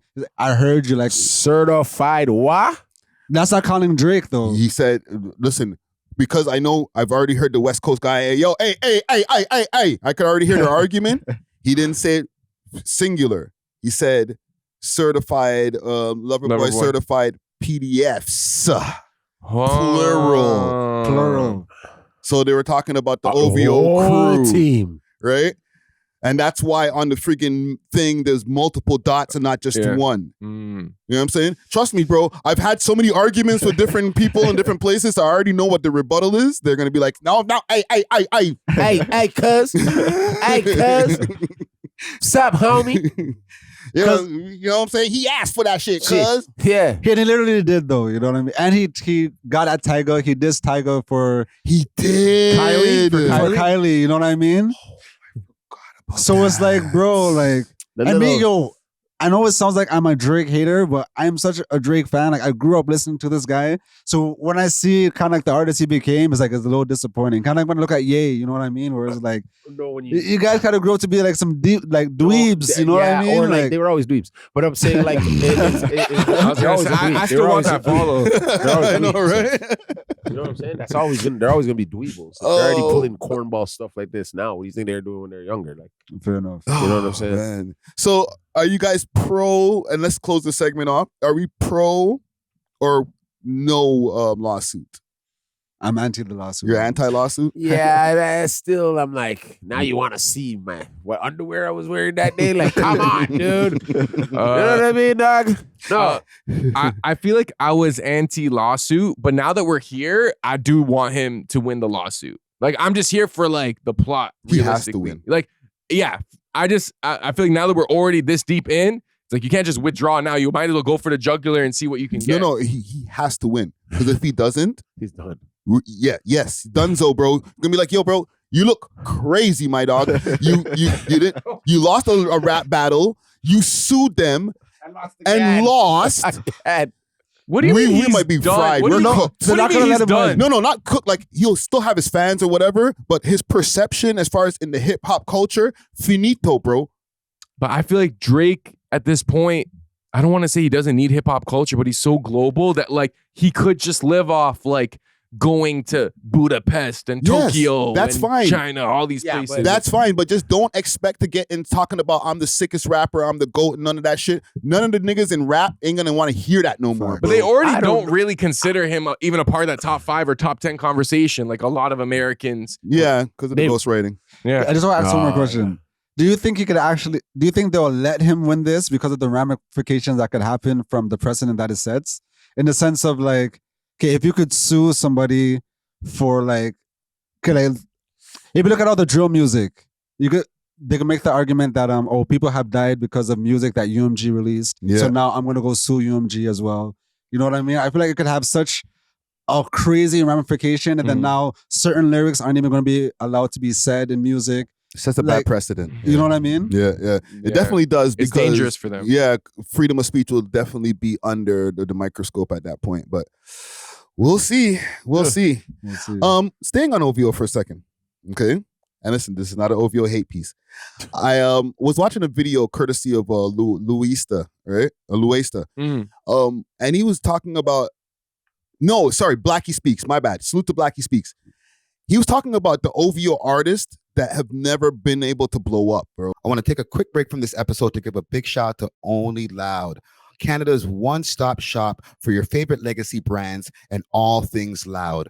Only Loud provides mail order delivery nationwide and same-day delivery to those in the Ottawa area. Check them out at onlyloud.ca or follow them on their socials, Instagram at onlyloudcanada or on Snapchat onlyloud.ca for more exclusive content. Only Loud is not just a product, it's a lifestyle. Big salute to the sponsors. Cheer. Majority. Like most of the, I was going to say. Bro, so this is not an OVO hate piece. Well, no. My question is, why can't OVO produce influential artists, right? And I'll play a little piece of the video just to give you guys some reminders of who they had.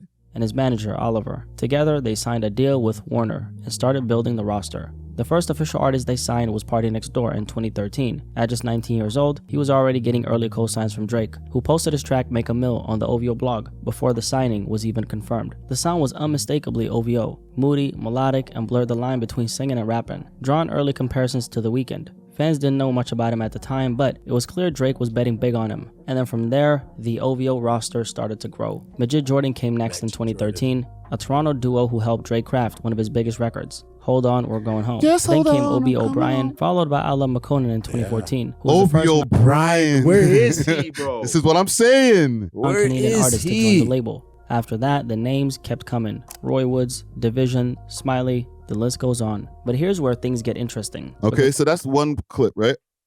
I'm going to play another clip from the same video. And salute to Blackie Speaks, because when I finished watching the video, I was like, I feel like I've said this never before. really I've said a lot of these points before, you know what I'm saying? Mostly due to his infrequent drops. And the question a lot of people had was Drake holding Party Next Door back and just using him as a vessel in order to, boost himself up musically? Roy Woods was another promising artist that Drake signed, who never quite took off. Drake signed him back in 2011 after recognizing his raw talent. Roy had that smooth, melodic vibe that fit right into the OVO aesthetic. His biggest moment was the song Drama, a track featuring Drake himself. And for a second, it felt like Roy was next up, but once again, the push wasn't there, and even though the talent was clear, there was no real momentum behind his name. You do what you want, how you want. There'll never be a time where the answer is like no, or like, you know, I really try and stay out of the way of the other artists. And this is something that Drake has responded to, saying that he gives the artists, you know, who signed with him all the freedom in the world to do whatever they want to do. Give them support whenever they need it, but I'm not a guy that, like, you know, like, again, with the jokes about like, oh, parties in the basement. It was around this time that fans started picking up on the pattern. Even Drake's most loyal supporters were saying it. One post on Reddit said, "I love Drake, but he doesn't do well with promoting the artist on his label." And it was all right. So we'll stop there. And there was a part in earlier when they were brought up O.W.O. O'Brien and I Love McConan, where they were talking about the split between I Love McConan and what happened and the beef that they had and how you know, he started complaining, saying that these guys are just taking my shit and whatever. What can they do, man? Do they need a new roster? Or like do something with the roster of the people that they already have? What can they do? Because OVO, they have artists, but it's always been like a quote unquote a graveyard, to be honest, bro. Yeah, I think a lot of rappers, when they start record labels, they overestimate how their star power can translate into developing other artists. Yeah. You know, even like when I think of Eminem, like he did not produce, but like he got 50 Cent under his label. But after that, all his other rappers, like it just wasn't working. Yeah, like Obi Trice was, you know, like Cassius, like it didn't work out. And I just think that like maybe these guys that he signed, like maybe they don't have that it factor. Maybe that could the audience really determines what's hot or not. And at this day and age, like, bro, if you're super, super sick and you have the right rollout, you can go viral and like build a career. So I think like the model of record labels have changed. So like you can't really approach it like that. Yeah. And the artists that he has, like, there's like a plateau to like how people perceive them. Yeah. And also I want to mention before you guys continue, there was another part in this video where they said there was a couple of people who dodged the bullet. Bryson Tiller and The Weeknd. Yeah. All right, because he wanted to sign both of them and they both went did their own thing and they're both doing great. Yeah, very successful. The Weeknd is doing great is not even the word to use for The Weeknd. Yeah. Arguably better than Drake. On some weeks, he does better than Drake. Yeah. But I was going to say, artist development is obviously not happening over there. And if you, other than Party Next Door, his first signees, like I Love McConan, Majid Jordan. Yeah. He only signed them to get so he could own the hit that they had. Like a one song, pretty much. You know what I mean? Like with McConan, it was the Tuesday. Yeah. With Majid Jordan, it was the Hold On, I'm Going Home. So like you could tell he didn't really care to invest in their artistry. He just needed like a way to get control of the song. Okay. So I feel like the other artists, he kind of tried to like actually, you know, develop them a little bit, but it's kind of hard to do it when you're focused on your own art too, you know? Yeah. And he says in the same thing from the interview, he's like, I try to let everybody just do their own thing, right? I don't try to get in the way. You can't be doing that, bro. It's like, yeah, fend for yourself. You got to promote. I'm not even going to promote your stuff. Look at what Wayne did for Drake. You have the name. That's it. Yeah. And the chain. The name and the chain, bro. You do the rest. But like, that's not enough. Look at what Wayne did for Drake. You know what I mean? Like Wayne was hopping on like every feature. Wayne was really like putting in pain for He only Broski. has that one song. Wayne doesn't have too many songs. They have Ransom. They have Miss Me. They have yes, but that's not like we didn't get an album. The motto. We never got a Wayne and Drake album. We don't need one, that, bro. Yeah, we do. He was on like almost every song. I like it. They were doing bare freestyles. How many songs is Wayne on a Drake album though? Wayne on a not Drake the albums, but like just to build him how up. Many like Wayne? Where's Wayne on any of the Drake albums? He's not on a bunch of Drake albums, but in his come up, he jumped on. He's on every. That's the mixtape, right? That yes, but that's what helped put him on. That was about it. Same thing for Smiley. You got the one. Nah, bro, you can't say that's good enough, eh? Nah. That's good enough. Nah, Tumaza. This guy, he went and had to re-release So Far Gone because Wayne gave him like 3 features on this shit. Yeah, that's cool. That's you cool. know what I'm saying? That's and cool. Then, but I think it's and then man. Wayne did the whole Young Money thing where like he did a whole album with all his artists. All artists. So they had Every Girl, they had Bedrock.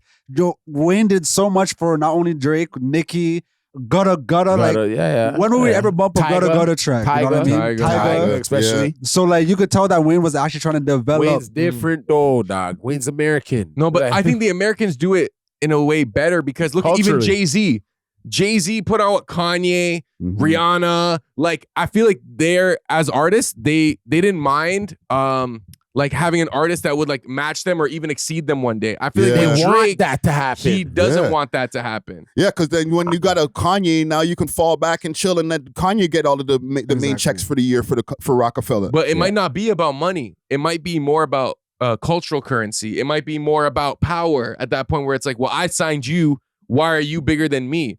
You know what I'm saying? I feel like that should be the point. Like, okay, that should be the you point. see, like with Jay-Z you mentioned, right?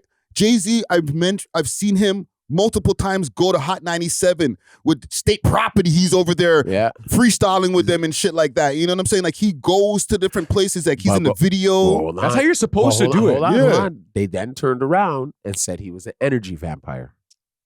Who cares? Right? I'm just saying. You get you're all up in the videos and all of that shit. Now, what happened with Drake now with one of the artists? 4 Bats?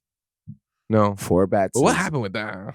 That was like a one-off like EP deal. Yeah, he did that for like one Instagram reel. I think Sauce Walker has something more to do with it. Because Houston, right?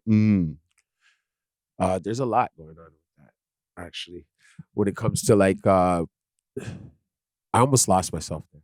I lost myself. It's light. But yo, what artists do you think make good record label owners? Like besides, we said Jay-Z, Lil Wayne probably. I'm thinking Kanye did at first. For like the first run of good music when he had Common, Big Sean, Pusha, John Legend. Yeah, that's a solid roster, and all of them are household names at this point. Rick Ross, I could tell he was. Rick Ross did the best to me. Really, eh? You think so?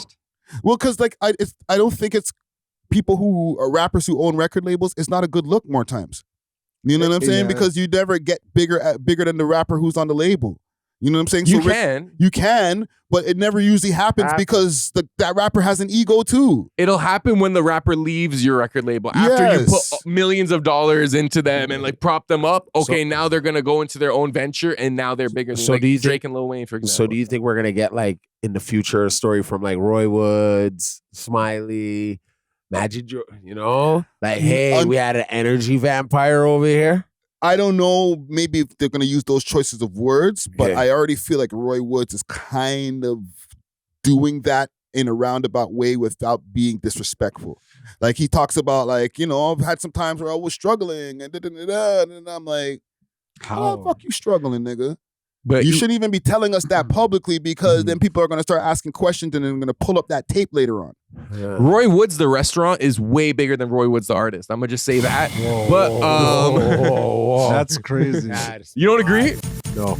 I see Roy Woods everywhere. They got them in malls now. I don't hear Roy Woods anywhere, though. Low-key, I thought it was his restaurant at first. Me too. Both is bland to me, though. I'm not going to lie. Yeah, I know. There's a Roy Woods right near my crib. I try to go there. Like, I'm disappointed. I don't need that. I literally just get patties from there or like a jerk chicken sandwich. But 88 Glam, he said that about the week. Didn't he kind of like speak out on being on It's a crew. Derek Wise. But You're talking about Derek Wise. Yeah. He was kind of going off. Like he was like showing people like, yo, like.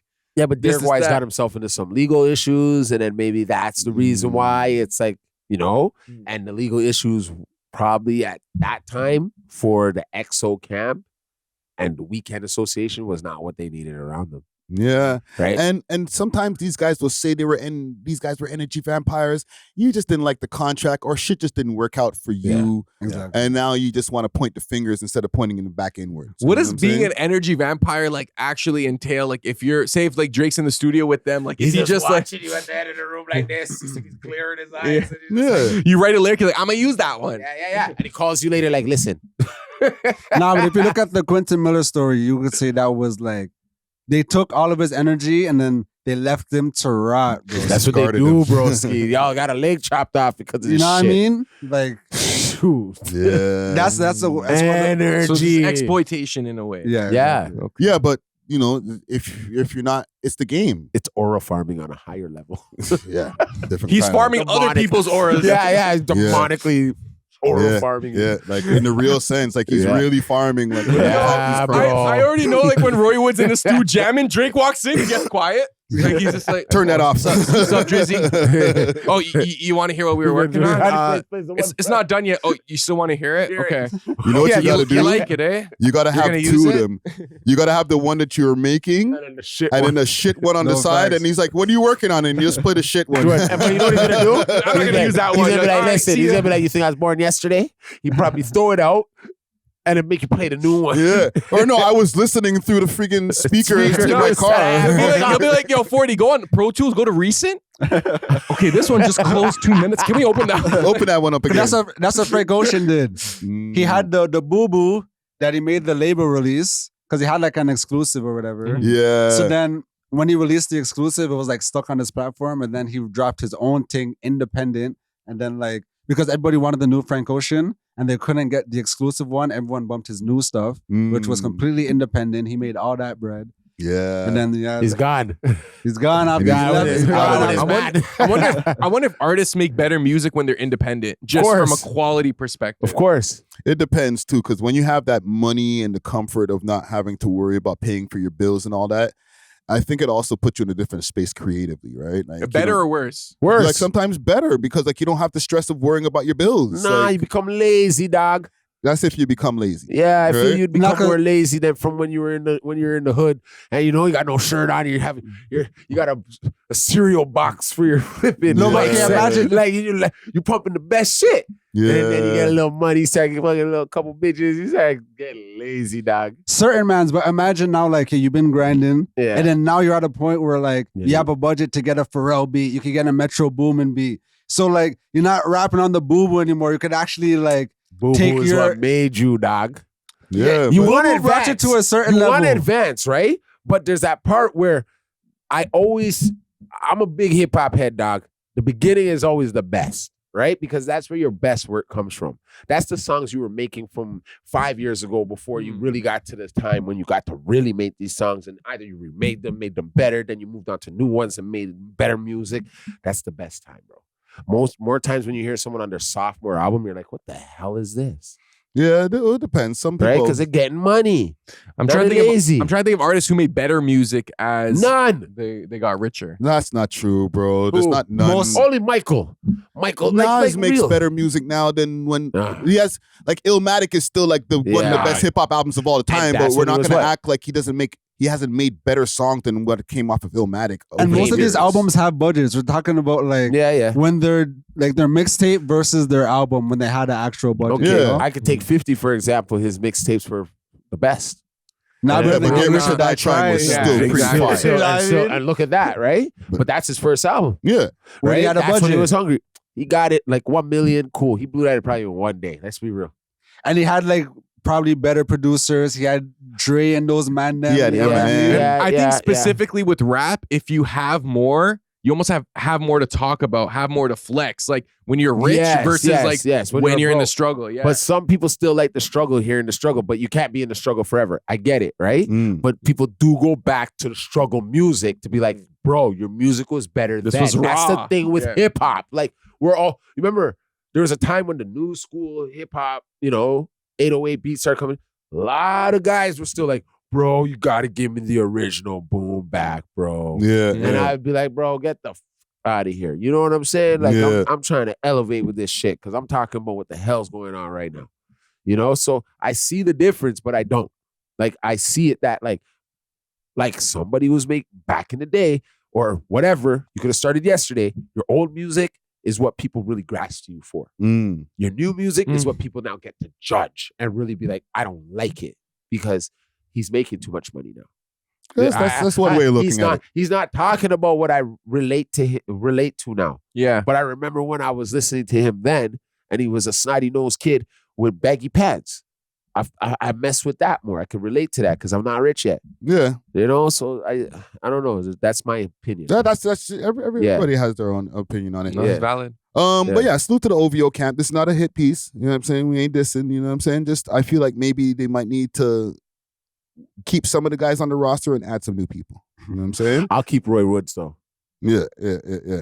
Okay, let's move on. Give me a second. I need to take a quick piss. Ready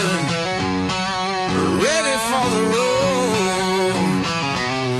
Road Ready Detailing, now open 7 days a week from 8 to 5 p.m. 750 Oakdale Road, Unit 66, specializing in ceramic coating protection with warranty, PPF, tints, wraps, vinyl wraps, and hand car washes. Remember, we clean anything on wheels.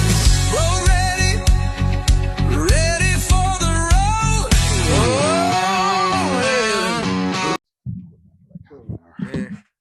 Okay. I got a little bit something that's a little bit more of a somber topic. There was an 8-year-old that was shot and killed actually in the Black Creek area just the other day, right? I'll play a little bit of the news clip here. R.I.P. to that young gentleman too, man. Capture the pain of losing a child in such a horrific and senseless way. An innocent life has been taken. That's what's his name. A family is shattered, and our community is mourning. A North York community is reeling after 8-year-old Javay Roy was struck and killed by a stray bullet early this morning. Good evening. Police say the boy was asleep inside his family's apartment when he was struck. 2 other units were also hit by gunfire, and police are trying to track down whoever pulled the trigger. CTV Scott Lightfoot has been following the investigation and joins us live now with more. Scott. Raheem, the scene has now cleared. Investigators have left. The disbelief has not cleared. Give you an idea of where we are. We are just down the street from Black Creek Inter 3, Toronto Police 12 Division, right across the street. Investigators believe the shooter or shooters was back further than we are, almost off the property. They believe the intended targets were on the playground behind me. The victim in this case, like most 8-year-olds at 12:30 in the morning, sleep in his bed. On the outside of this high-rise building, there are a number of bullet holes. Some of those bullets hit the bricks, others pierced the glass, and at least one struck an 8-year-old boy fast asleep in bed. The saddest part of this is this young boy was in bed at home when this happened. He was in his home, the safest place that you can be with your family, in bed, when he was struck by a stray bullet. Those bullets fired around 12:30 this morning at Trethewey and Martha Eaton Way. Investigators say the shooter or shooters were near the edge of the property, the intended target or targets near this playground. And they didn't hit nobody. They didn't hit nobody. But a kid. I feel like this is another reminder of why I hate gangbangers now. You know what I'm saying? But also, is there a small percentage of the community, like when it comes to like just people who are out there shooting and gangbanging and doing all the wild shit, that's making the whole community as a whole look bad? Because it's not like most people in the hood are out there gangbanging. It's just only a small part of the hood who's out there doing the crimes. Everybody else goes to work and does whatever they got to do. Yeah, and of that percentage, how many of them are doing violent firearm crimes? Like, that's what I'm saying. You know, so are they making the rest of everyone look bad? Is yeah, because it makes it like, oh, you're in these communities where they're violent communities and it's the hood is so crazy. But yes, the hood can be crazy, but it's because of a small percentage of people who just make everything fucked up for everybody else, bro. It's not like it's just bare man them in that area. What's that area? The Black Creek, bro. Treachery, bro. Yeah. Yes, there's lots of mans out there who are about it. But let's say in a building that has 2,000 people, you telling me 1,500 of them are about it? Not even close. Opposite. Exactly. But let's say 20 people in that building is making it hard for people to live in the building, bro. Yeah, I think this is where we get into a conversation about whether gangbanging in that sense is selfish when you think about living in a community, living with other humans and putting their lives in jeopardy for whatever gain that lifestyle will bring you. Whatever little shit that you guys got going on is messing it up for just the kid who's just sleeping in his bed, a lady going to work in the morning, a nurse or whatever. People are just getting hit because you guys got issues. Like, isn't it? We have to, I don't know, there's no way of like putting you guys in a field and you guys go fight over there or something. Like, I don't know what the fuck's the solution, bro, but like, come on, bro. Ain't no putting them in no field. They're too scared to die. Yeah. So they're doing cowardly actions by shooting from a distance. Obviously, I don't want you going up and running up on nobody and taking them out, but like the cowardly acts, you know what I mean? Yeah. Shooting from a distance with your eyes closed, my dude.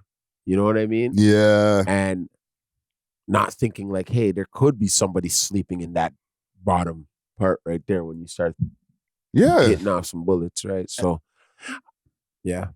And that's terrifying, you know what I mean? Because like, I'm not a parent, but I can imagine as a parent, when you bring your child out into the world, you do everything you can to keep them safe. Mm-hmm. And then when you bring them home, it's like, okay, we're home now. You know what I mean? Everything govern, you know? So like, this is the last place you would expect anything like this to happen. So honestly, no, because last summer it was the same thing. Remember, in the same area. The same area. Well, they're saying there's bullet holes in that window, but there's also bullets on the concrete and different things from other incidents. No, you remember the kid that got murdered, just random. I don't know if it was drive-by right at the plaza. The plaza is right. Here's the building.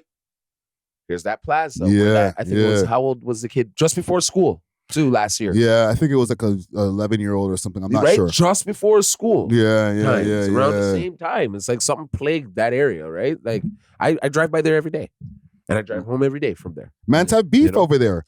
But not everybody in the area has beef. That's why and it's just not just Churchway or whatever, or Black Creek. I'm talking about hood to hood, east side, west side, whatever. Not everybody in the whole hood has beef. And this is why we are, gotta be ducking bullets every day, Like everybody else is just immigrant families and shit that have nothing to do with shit, bro. Yeah, it's like these 30 people are endangering everyone else. Yes. Yeah. Okay, but sometimes, now that I just put it together, right? Last year, this time, a kid died from the same area, Chichway, right? Yeah. Now, this year, same time, kid dies. Now, where I'm from, I've had a friend that died. A couple of them. And on their anniversary, bro, we go back to your block, bro. We try to find you guys. We don't care, eh? After that. We really don't care. But that's not respectable, like, just to be shooting up random cribs. I'm not talking like, I'm not talking in a demonic way. No, I'm giving you an insight, because niggas is gonna be in the comments and be like, Dusty knows what he's talking about. That's the ritual you're saying that happens. Yeah, but to me, that shit is fucking bad. What kind of tradition is that? I'm just giving you something food for thought, not to question me, to make me look like this is what I'm going outside and doing. I'm not saying because I come from a certain environment. I know for a fact, because I just put it together. Same time, same bat channel. Last year, this time, a youth died in that area, but at the plaza, right? From another youth or whatever. Kid with a 16-year-old gun, right? I think they caught the kid. I don't know. This year, same time. Seems like it's younger kids. You get what I'm saying? Like, because they said kids are hanging out at the park. Most mans that are from that area, they go to the other park. There's another park, let's just say that, right? Where big man chill. Now, kids chill by their home. At 12:30 at night? Why not? I should feel, this is where we're at. I'm smoking my weed. My mom's gone to work, night shift. And most of the gangbangers now are YNs. They're young. Yeah. It's literally young niggas. You know what I mean? But some of these guys are losing young niggas early. So now think about it, right? I lost my guy at 11 years of age, right? Now we're 15. You know? The guy from that hood may be locked up, but that hood killed my brethren. Yeah. So on the dead day or the person's birthday, we go and we purge. We don't care. That's what I'm trying to give you the example of why things are moving in that type of way. What you're showing, that whole purge thing, is part of the problem. The 30s, the same few little percentage of people who are having beef and got to purge because of their homie that died or whatever. Y'all are part of the fucking problem, because you're making the rest of all of us look like shit. You know what I'm saying? And then it makes it look like, we're afraid of black people also when it comes, because most of the time it's black people. You know what I'm saying? But we all look like shit because of a few guys who want to go kill each other. And that has to stop. The ritual of your brethren's purging, they need to stop doing that. Get over your friend dying. Yeah. Get over it. Yeah. Niggas die every day, B. Do you know some therapy. and if your friend died and he was in the street, then accept it. You don't have to go run up on the ops and kill them and keep the cycle going, because guess what? You're making it hard for the rest of us. No, you know what it is that every time that certain whatever's going on, they keep killing innocent You get what I'm saying? They're making it hard for the rest of us. And even if you go kill the person you're intended target, whole places wrap off. We're scared. Civilians are scared to come out their house because selfish gangsters are freaking beefing because their friend died. Fuck your friend. Okay, you sound like a fuck your friend, boy. Okay, because you're making it hard for grandma to go walk because you guys are. Oh, I lost my bridging. That was my bridging. Okay. Go find him somewhere in a place where you're not going to hit an innocent person because you're making it hard for the rest of the hood because you guys are having little selfish issues that you put yourself into. Because not everybody in the hood sells drugs neither. And sometimes the friend that they lost be like one of the worst human beings on yes, planet a Earth. piece of shit human who want to kill other niggas. And now you're crying? Fuck your friend. It's all that is scared too. They're scared too, right? The main guy is gone, right? Remember that time when I told you how do you cut off the head of a Yeah. You take out and their niggas will main guy. DM me about this shit, you know. They're gonna DM me later and be like, yo, oh Friday, why you dissing the madam in the street? Fuck that shit, bro. Who cares, bro? You guys are making it hard for the people who are not in the street. You know what I'm saying? Because the choice, I'm coming from somebody who was in the street. Yeah. I made the choice to be in the street. Yeah, it's a Okay, choice. and I do want to point out that I feel like the newer generation of these like gangbangers, like they don't have the same ethics as the previous It's so generation. Because I feel like the music influences, like they're listening to a lot of drill. Just drill this, drill that, drill this. You guys are listening to more like hustler music. So it's like the gangbangers are more on some Let's get some money. And there was an ethics to it where it's like, okay, we're not gonna shoot. rules. Oh yeah, or if I see you with your kid, like I'm not gonna get you while you're with your kid type shit. You know what I'm saying? Like, but I feel like that's all out the window because of this. It's just a demonic energy, and it's set up so black people kill each other. Yeah, that's how I see it. Kodak literally has a bar. I get him while he's with his baby. He shouldn't have even been outside. Yeah, true. So this goes to show like the mindset of where these people I seen are. a man have to tell his kid to go around the corner. I hate that thing, dog. And catch something. You know, And- catch a fight like a real fade. And that's partially his fault too. Because he's put himself in the environment that now when he has kids, he still has his people. His kids are going to be in danger because of the choices he made in his life. Facts. Make different choices. You know what I'm saying? Because again, I'm going to keep on going back. You guys are just a small percentage of the whole population. And you're making it hard for the rest. So like, what do we do with people who make it hard for the rest? Get rid of them and then we'll have a better society. Okay, but you can't just get rid of, like, what are you going to throw them in a concentration camp? Like, throw them in a labor camp? Like, that's what they would do in, like, Russia and, like, these other countries. Oh, you're doing this, you're doing crime? Okay, we'll send you to Siberia. That's what Trump's trying to do right now with the in D.C. Listen, bro, I don't know, man. If I might be getting just to the point I'm just so callous and over it. Yeah. Just like, just do it, man. Just do it, man. You out here shooting up innocents or whatever. Where's the concentration camp? Put them in over there. You know what I'm saying? You're selfish, bro. You're making it hard for the rest of society because you got a beef. Yeah. Go sit over there in somewhere where and go beef over there, bro. I agree, but I do want to put some responsibility on, I guess, the government, because young men, that age demographic is so important for society. And when that demographic feels ostracized, feels like they don't have opportunities, they can't get a job, they're always poor, they're competing well, that's when they have to resort to like crashing out like that. Yes. They don't feel like there's an option. You know what I'm saying? Like, No, I need you to say that because like I'm just so fed up that I need you to say the reasons and the roots so that I can have some empathy again, bro. Because my empathy's starting to leave me, bro. No, I feel you, because for example, me and Natural, we're the same age. Like, obviously, there are dudes our age that were doing like F-free and stuff, but it was like you could still get a part-time job. You could still have a fulfilling life, or like join like a basketball team or something. There was just more like you could have like a full life experience. There were whereas still like community now, centers. Yeah, exactly. Like now it's just like, yo, what are we gonna do? Oh, okay, let's get this money. Let's do this. Let's do that. Oh, So- we're beefing. Blah blah so blah. I have some. They younger look for cousins. purpose. I have younger cousins, right? They're getting money, but I had to wonder how, because like one of them, they're not into like selling fentanyl or anything like that, right? So I'm seeing the younger generation has a way more entrepreneurial mind. Whoa, dangerous. Yeah. Because they're figuring out how to work some numbers on the internet, and then things start coming to the house, and then boom, boom, boom. Now I'm selling it. Yeah. You know? Mad now I'm on scammers. Marketplace. Now I'm here. Now I'm there. These kids are making more money than we were making when we were younger. Let's just be real.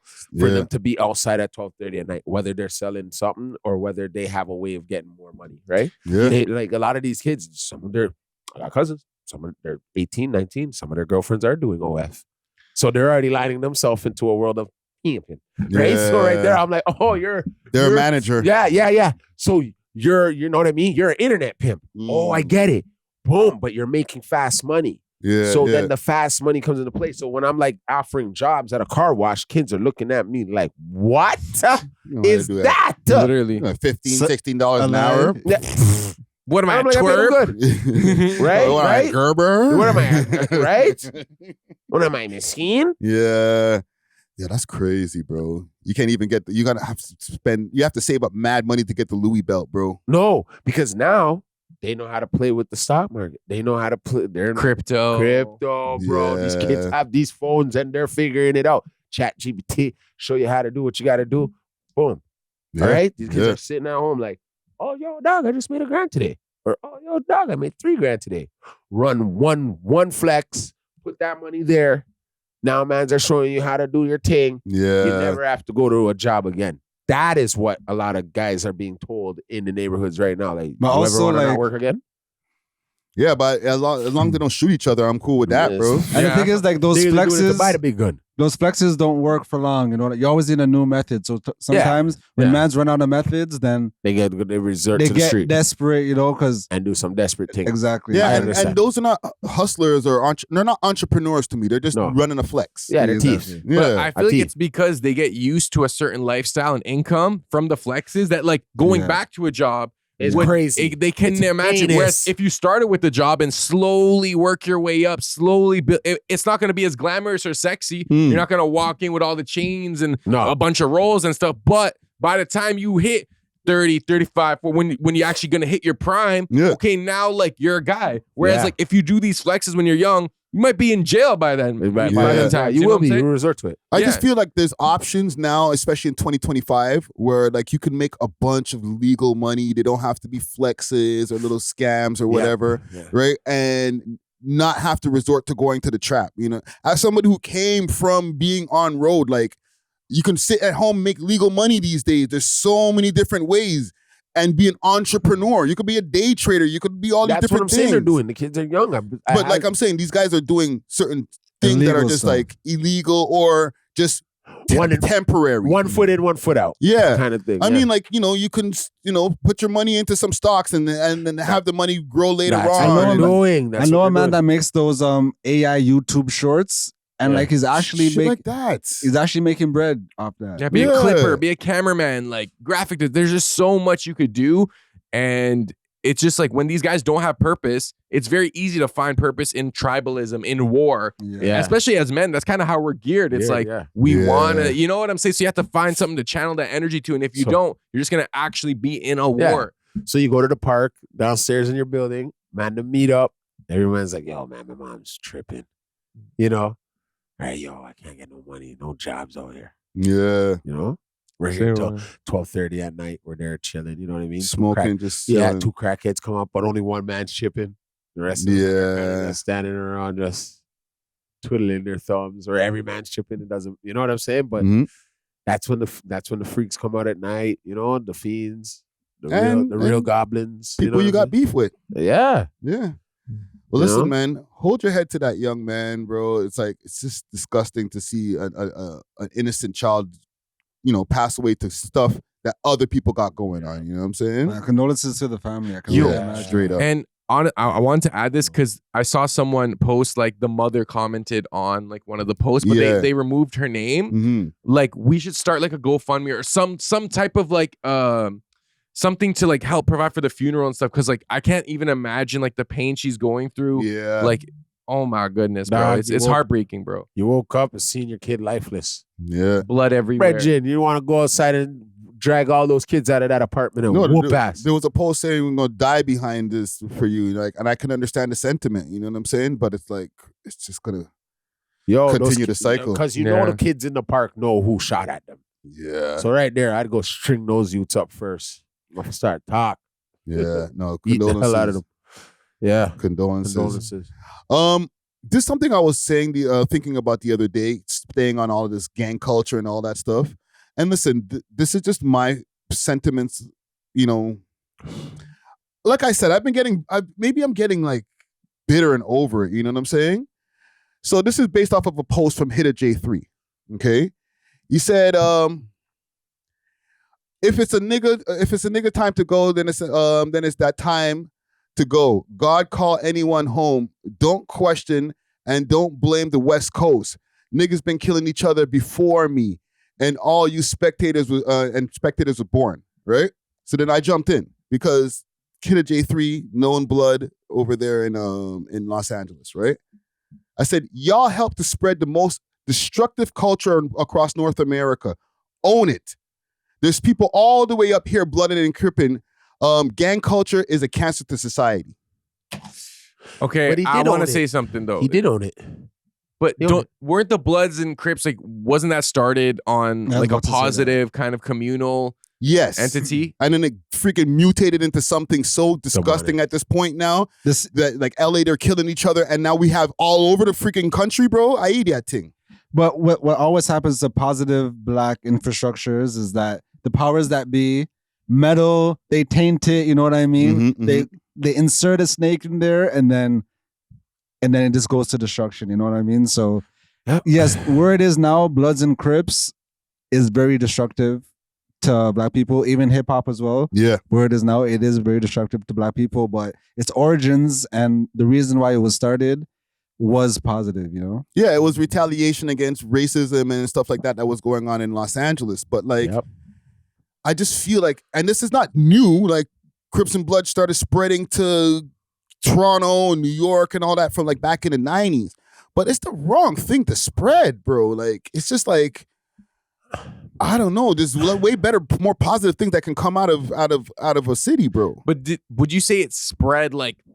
It's not like they were doing outreach on the street. Like, yo, have you heard the Bloods? Have you heard the Bloods? Like, No, but a couple of did come over here and they brought certified it here. Yeah. Same thing in New York But too. but I also feel like there's like a natural element where like people were infatuated by gang culture and the imagery and like the style and everything. So like, I don't think it was directly spread as much as it was spread through influence, like almost secondhand, you know? Like, yeah. They didn't go every single state and every city to be like, hey, you know, come become a Crip or whatever. It depends where you're from, right? Because like, okay, a lot of people's grandmothers were Crips, bro. And then their dad was a Crip, their mom's a Crip. That, you know what I'm saying? Yeah. In the American culture, it gets more passed down, especially in LA, right? Here now, it's adopted. It's a choice too. I feel like every man can choose. It's adopted because there's a time in certain areas of Toronto, like Rexdale. You know what I mean? That was all Crip. Not until you go a little bit down Finch to Islington. And now you're gone into Ardwick and then place there. Blood. That's Ardwick Bloods. That's only a one intersection. Yeah. Cross, and Dixon down the street. Another intersection down the street. What are you talking about? You know what I'm saying? The blood's all over that. Walking around, you know? But those are choice Bloods. But then it just became your neighborhood. Exactly. Yeah, that's true. Yeah. And you don't have a choice. Because if you're from the towns, what? You're going to start walking around with a red bandana tomorrow morning? Wake up and try to walk around there? No, I'm going to have no bandana. You're going to have either no bandana, but you're still from a what? A Crip hood. Yeah. You're still considered a guy. Like, you know. So now we do have generations of Crips and Bloods over here now. That's bad, bro. Like, come on, man. I'm not saying we should have our own shit, that we shouldn't have no gangs, period. But like, we went and took what these guys made back in the like the 80s, and now it's in our culture, 60s. Or 70s or whatever, 60s and 70s. My bad. Yeah. And now it's been around here, so we follow fashion so long that now it's part of our culture. That's not cool, bro. But you know what I'll say, bro? Like, I think this is more of like a human thing because, bro, there's Chinese mafias, there's Italian mobs, there's like all these, like, we already have gangs here. It's just like a lot of times it's based on ethnicity. Whereas like Bloods and Crips, it's like, you could say it's predominantly black or whatever, but like there's Latinos, there's whites, there's Asians. So it's like, it's the same thing. It's just more it's just more like direct, where it's like we're Bloods, we're Crips. But like if you meet like these mobs and stuff, it's just like they're from a family or like yeah, exactly. They're just affiliated with other people from their ethnicity. And like you just said, you have to be you can't just be you know, you'll be a rare person, because I have seen some white youths that were part of like Chinese gangs or whatever, but like it was like, we brought you in. You can't just be here. And you're still not on the same level as like a local Chinese gang member. Yes. You know? I was gonna say, a lot of it has to do with representation in the sense of like in the media. You know, like, yeah, there's mobster movies and stuff, but like majority of black media is like gangster images. You know what I mean? Like back in the day, they kind of had shows that did glorify like doctors and lawyers and stuff. Yeah. And like even like just hardworking black people, but like not so much anymore. Not so much just in general, you know. Yeah, it's always been propaganda of like, oh, if you want to be a legal black person, you want to rap or do basketball. If you want to be an illegal black person, then just do some gang. That's the only way you're going to make it out the hood. Yeah. I think the positive black media, like LGBTQ kind of like infiltrated that type of content. So it's like, it's not the same as like we were talking about earlier, My Wife and Kids, a smart guy. Like, you know, Cosby Show. Yeah. Like, yeah. I as you're right, when it comes to the like that side of things, you're actually right, man. It works. Now, because like the what is it, television programming? You know what I mean? Like they're programming you with the vision. Like, you know, it gets. They're telling a vision. You know that. But like yesterday, yesterday I was around a couple old men, right, older than us, right, way older than us, reaching about their 80s, 70s, in between, you know, and I could see why even the Jamaican community, why a lot of Jamaicans stuck together, because I was overhearing these older men, like my father and stuff, and they're like, bro, we used to have to stick together because there was a time, like, you know, other people would come around and just be like, you know what I mean, bro, and they'd have to whoop ass. So when I seen like Crips and Bloods were started in the 60s and those times, 50s, right, they used to have a lot of gangs too. White gangs. You know what I mean? Yeah. So that was just a combat. That was to hold down your community, bro. Imagine, bro, people were throwing literally cocktail bombs in your house just over 60 years ago, bro. Yeah. As a black person, you know what I'm trying to say? So I think a lot of times when we started making these gangs is because, there was already gangs before our gang. Facts. And ganging up on us. You know what I'm saying? We're getting lynched. We're getting houses burnt on fire. Weren't allowed in certain schools. What the hell? You need something to cause some intimidation, because we were being intimidated. To protect your community. You had to. And now it's destroying us. Now it destroyed it. But that's where the co-op comes in. That's where they set it up on us, right? You said they throw a snake in there. If we're not cutting the grass, what happens? Even Black Wall Street, they all burn it down twice over. Burn it down twice, right? Because they're like, okay, if these guys start getting money, either their gangs start getting more bigger, or they start fixing shit. You know what I'm saying? So they start fixing their community. Yeah. But that's not why they bombed it the first time, right? That's because Sally Page, that girl, and there's a guy in the elevator. No, that was in Tulsa, right? You're thinking of the Black Wall Street. Yeah, Black Wall Street. Yeah.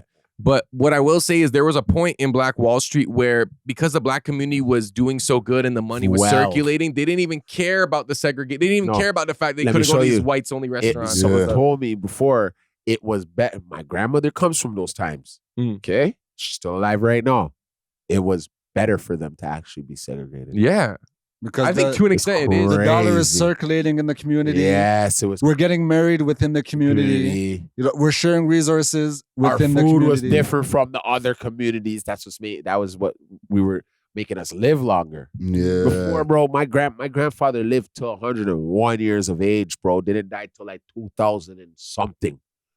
You know what I'm saying, dude? Because he was trained to eat different food from his own community. Not to say it in a rude way, but the white community. The processed stuff, like we're eating a little bit different. You know what I'm saying? After the slavery, when we started getting more money and stuff like that, you know what I'm saying? So that's all in everything that it goes in that way. That's even where the watermelon stereotype came from, because black people were growing, like they were making money off watermelons and stuff, and then to ridicule them and like create this imagery. Stop doing it, because what it did is it made them shy to like eat. The benefits of watermelon in a black person is different from the benefits in a white person. For real? The truth, yeah. I just had watermelon this morning. Yeah, well, good. It might turn you black. I love watermelon, but I can't lie. Late. Well, listen, man. It is my favorite fruit. I didn't want to offend any of, because I know some people who are like gang members and stuff like that. Damn right. It's no offense, but I just feel like it's just been something that wasn't the best thing to spread out through the culture. But salute to the gang members. Well, not really. But yeah, better say salute, dog. Better say salute. Well, I got one more topic, yeah, because by the end of this episode, a whole bunch of gangbangers. Better gonna call you and be like, calling me like, yo, Dusty. Said, fuck your friend. I heard that earlier. This is a loaded episode. Every man had like their controversy in this episode. All right, sorry, you gotta go crazy on someone. I went crazy on Dookie still. Oh yeah, you did. You did. Dookie means doodoo, you know. That's literally why I said that. Okay. Okay, so I got one more As a topic, podcast Chris. host. Has Canada become openly racist?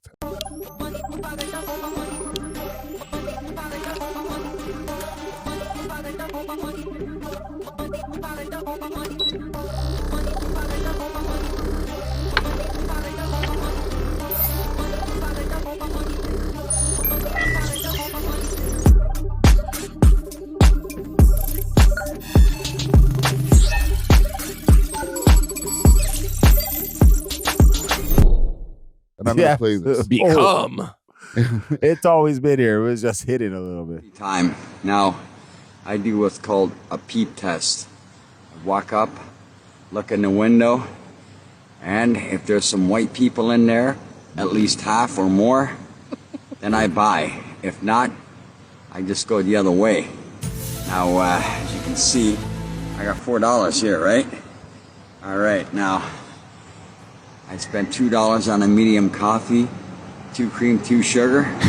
I used to buy donuts, but not no more. Not no more. Because they've gotten smaller and cheaper. And I remember there was this one, well, woman, and she was an Indian, and she had her finger up her nose once. Yeah. And that's why I don't want to buy the donuts, so just gonna walk up. Yo, and he's telling the truth, you know. Nah, he means what he's saying right now, for sure. With the red truck, and just go and I do a peep test in the window. Okay, there's one white dude. He's doing the donuts. He's okay. He's been there for years.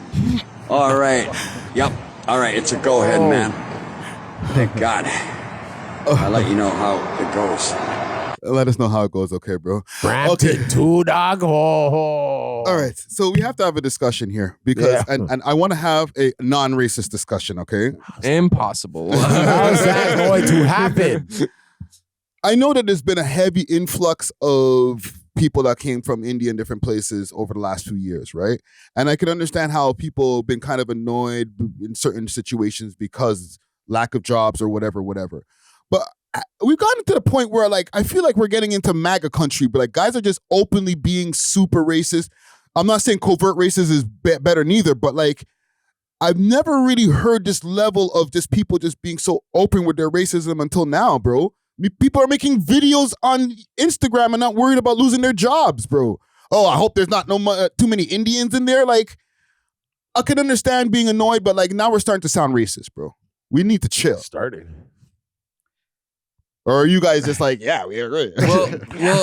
Well, bro, you know what I mean? If they're wiping their butt with their hands, bro, and then touching your donut, you don't want to eat with them. Of course not. No. No, but like, that's not only Indian people. You know, I feel like he had one interaction with the Indian person that he wrote them all off. Yes. Where like, I've seen white people do nasty things. I've seen black people do nasty things. Yes. But when men's are racist, like, all you have to do is one thing and then the whole race cut off. You know what I mean? Yeah, But literally. I do think that Canada has gotten crazy racist.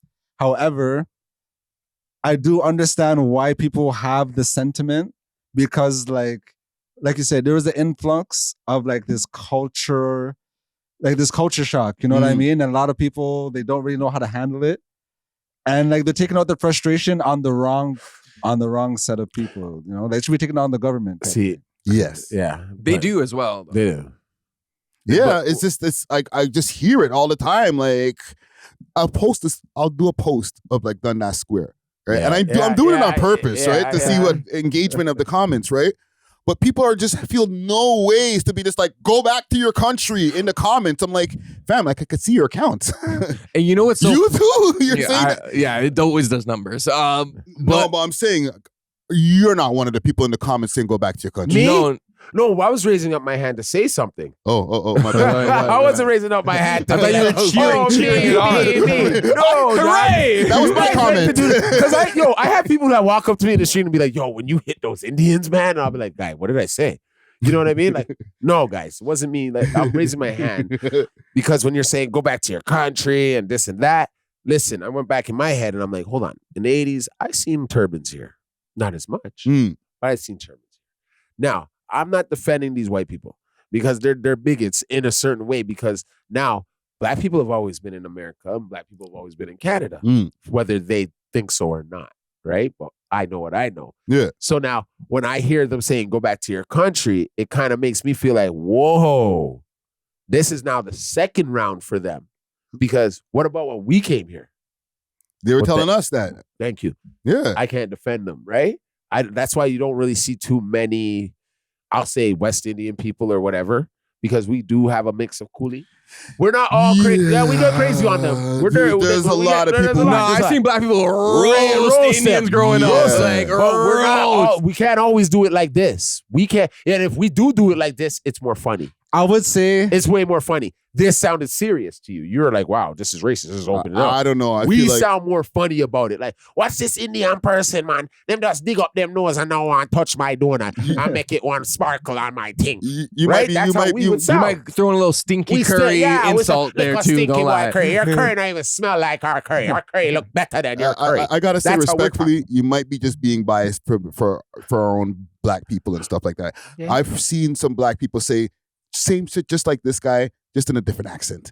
You know what I'm saying? That's what I'm saying. But we sound more funny about it. I think white people and black people are united in some ways, like the racist ones on anti-brown. I know that, but I'm trying to say anti-Indian shouldn't sentiments. be because look how quick they are to say go back to where you're from. I'm and only we gonna- went through that shit. I'm only So gonna we're say- supposed to honestly not be a part of this shit. But that's why I'm saying we are. But we The are, reason- but not fully. the reason why black people don't really care to fight on behalf of Indians is because a lot of our experiences With with them. Indians are like they're being racist to us. So it's Yeah. like, okay, now Una feel it, yeah, Una feel take it. yeah, Una Take feel it, bro. Cool. See, Yeah. and I'm not Yeah. gonna jump in front of the sword for you Yeah. if I know you wouldn't even look upon me.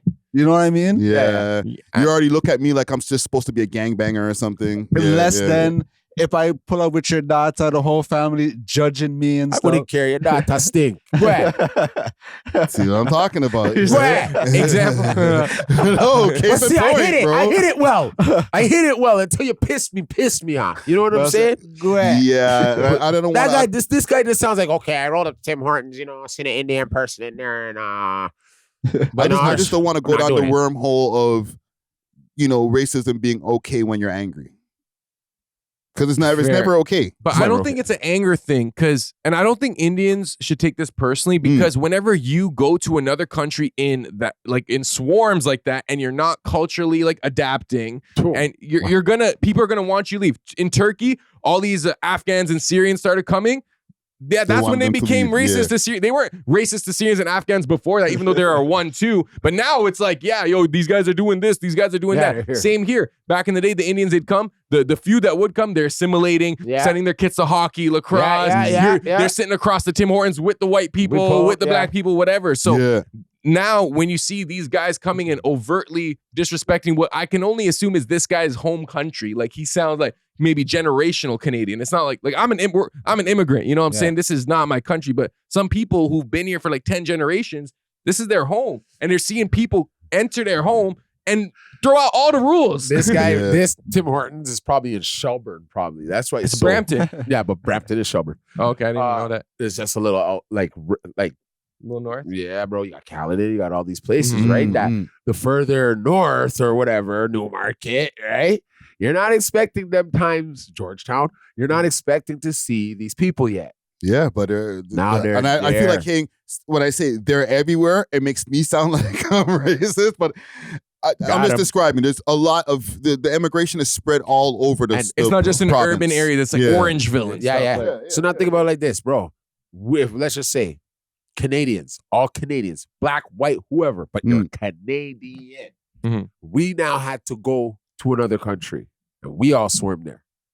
Do you think we're gonna adapt to them if we have over we got pretty much more people. Nah, where's the Timmies, we're man? balling up inside, man. We're telling them, yo, hey, bud. You know what I mean? And then they're gonna hate us. And it's not because we're Canadian. It's because we're an outside group that's not following the culture. So what? You guys are not gonna open a Timmy's around here, man? I need my iced coffee. Right now away. there's Timmy's everywhere, and everyone's like, I hate Timmy's. Right? It's the same thing. And what they did is they overpowered us in a way of like, we don't have to conform to you guys. Why would we want to be Canadian? And also, like, that's what I feel. They're saying, they don't really care about here. They care about the free health care. They care about the welfare if they don't have a job as the women. Yo, the other day I was talking to my friend. I'm like, yo, all of them have houses. My brother had to look at me and goes, are you an idiot? And what do you mean? He goes, no, for them are on welfare and thing, dog. Not all of them have jobs and shit. They got the money, come over here, they get the welfare. The one man goes out and works while the 5 moms are in the one house under the address getting welly checks for every kid. Then the baby bonus and all that. That pays for that house right there, brother. Look at, and then he made an example. He's like, look at my mom, single parent. She has a house. And you know what? Right? So I was like, you're right, mine too, right? I was like, shit. What they do is we have more money than them. Don't make them think they have more money than you because they're in herds, right? No, but they're sending money back to their home country, to their people in India. Like, to make a dirt house? That's not. No, the value is crazy. I have a friend that works in the bank, and she had to stop dealing with one of her clients because it was the Indian man. What he was doing, he was getting his veterans fresh off the boat. Like, they don't even speak English. He has to translate for them. He's opening like lines of credit and loans That's in how they their do. name. Credit. Oh, $200,000 loan. $75,000 loan in all these people's name, and then they're none the wiser. So this one man is like banking off all these people. He's probably giving them like nothing. Oh, free living. Oh, you can live at the crib and you could go and go to school and things. And then they don't even realize that their name. You know what I mean? Oh, there's a $200,000 loan out on your name right now. That's crazy. That's actually a sick flag. But you know, it is, because you know what he knows. In a couple months, they got to go home anyways. Yeah, they're gonna get dipped. They're all getting dipped back. They only came here to do school, and what school out here? Who cares? Yeah, we got the money off of this person, and they got dipped. And they get dipped.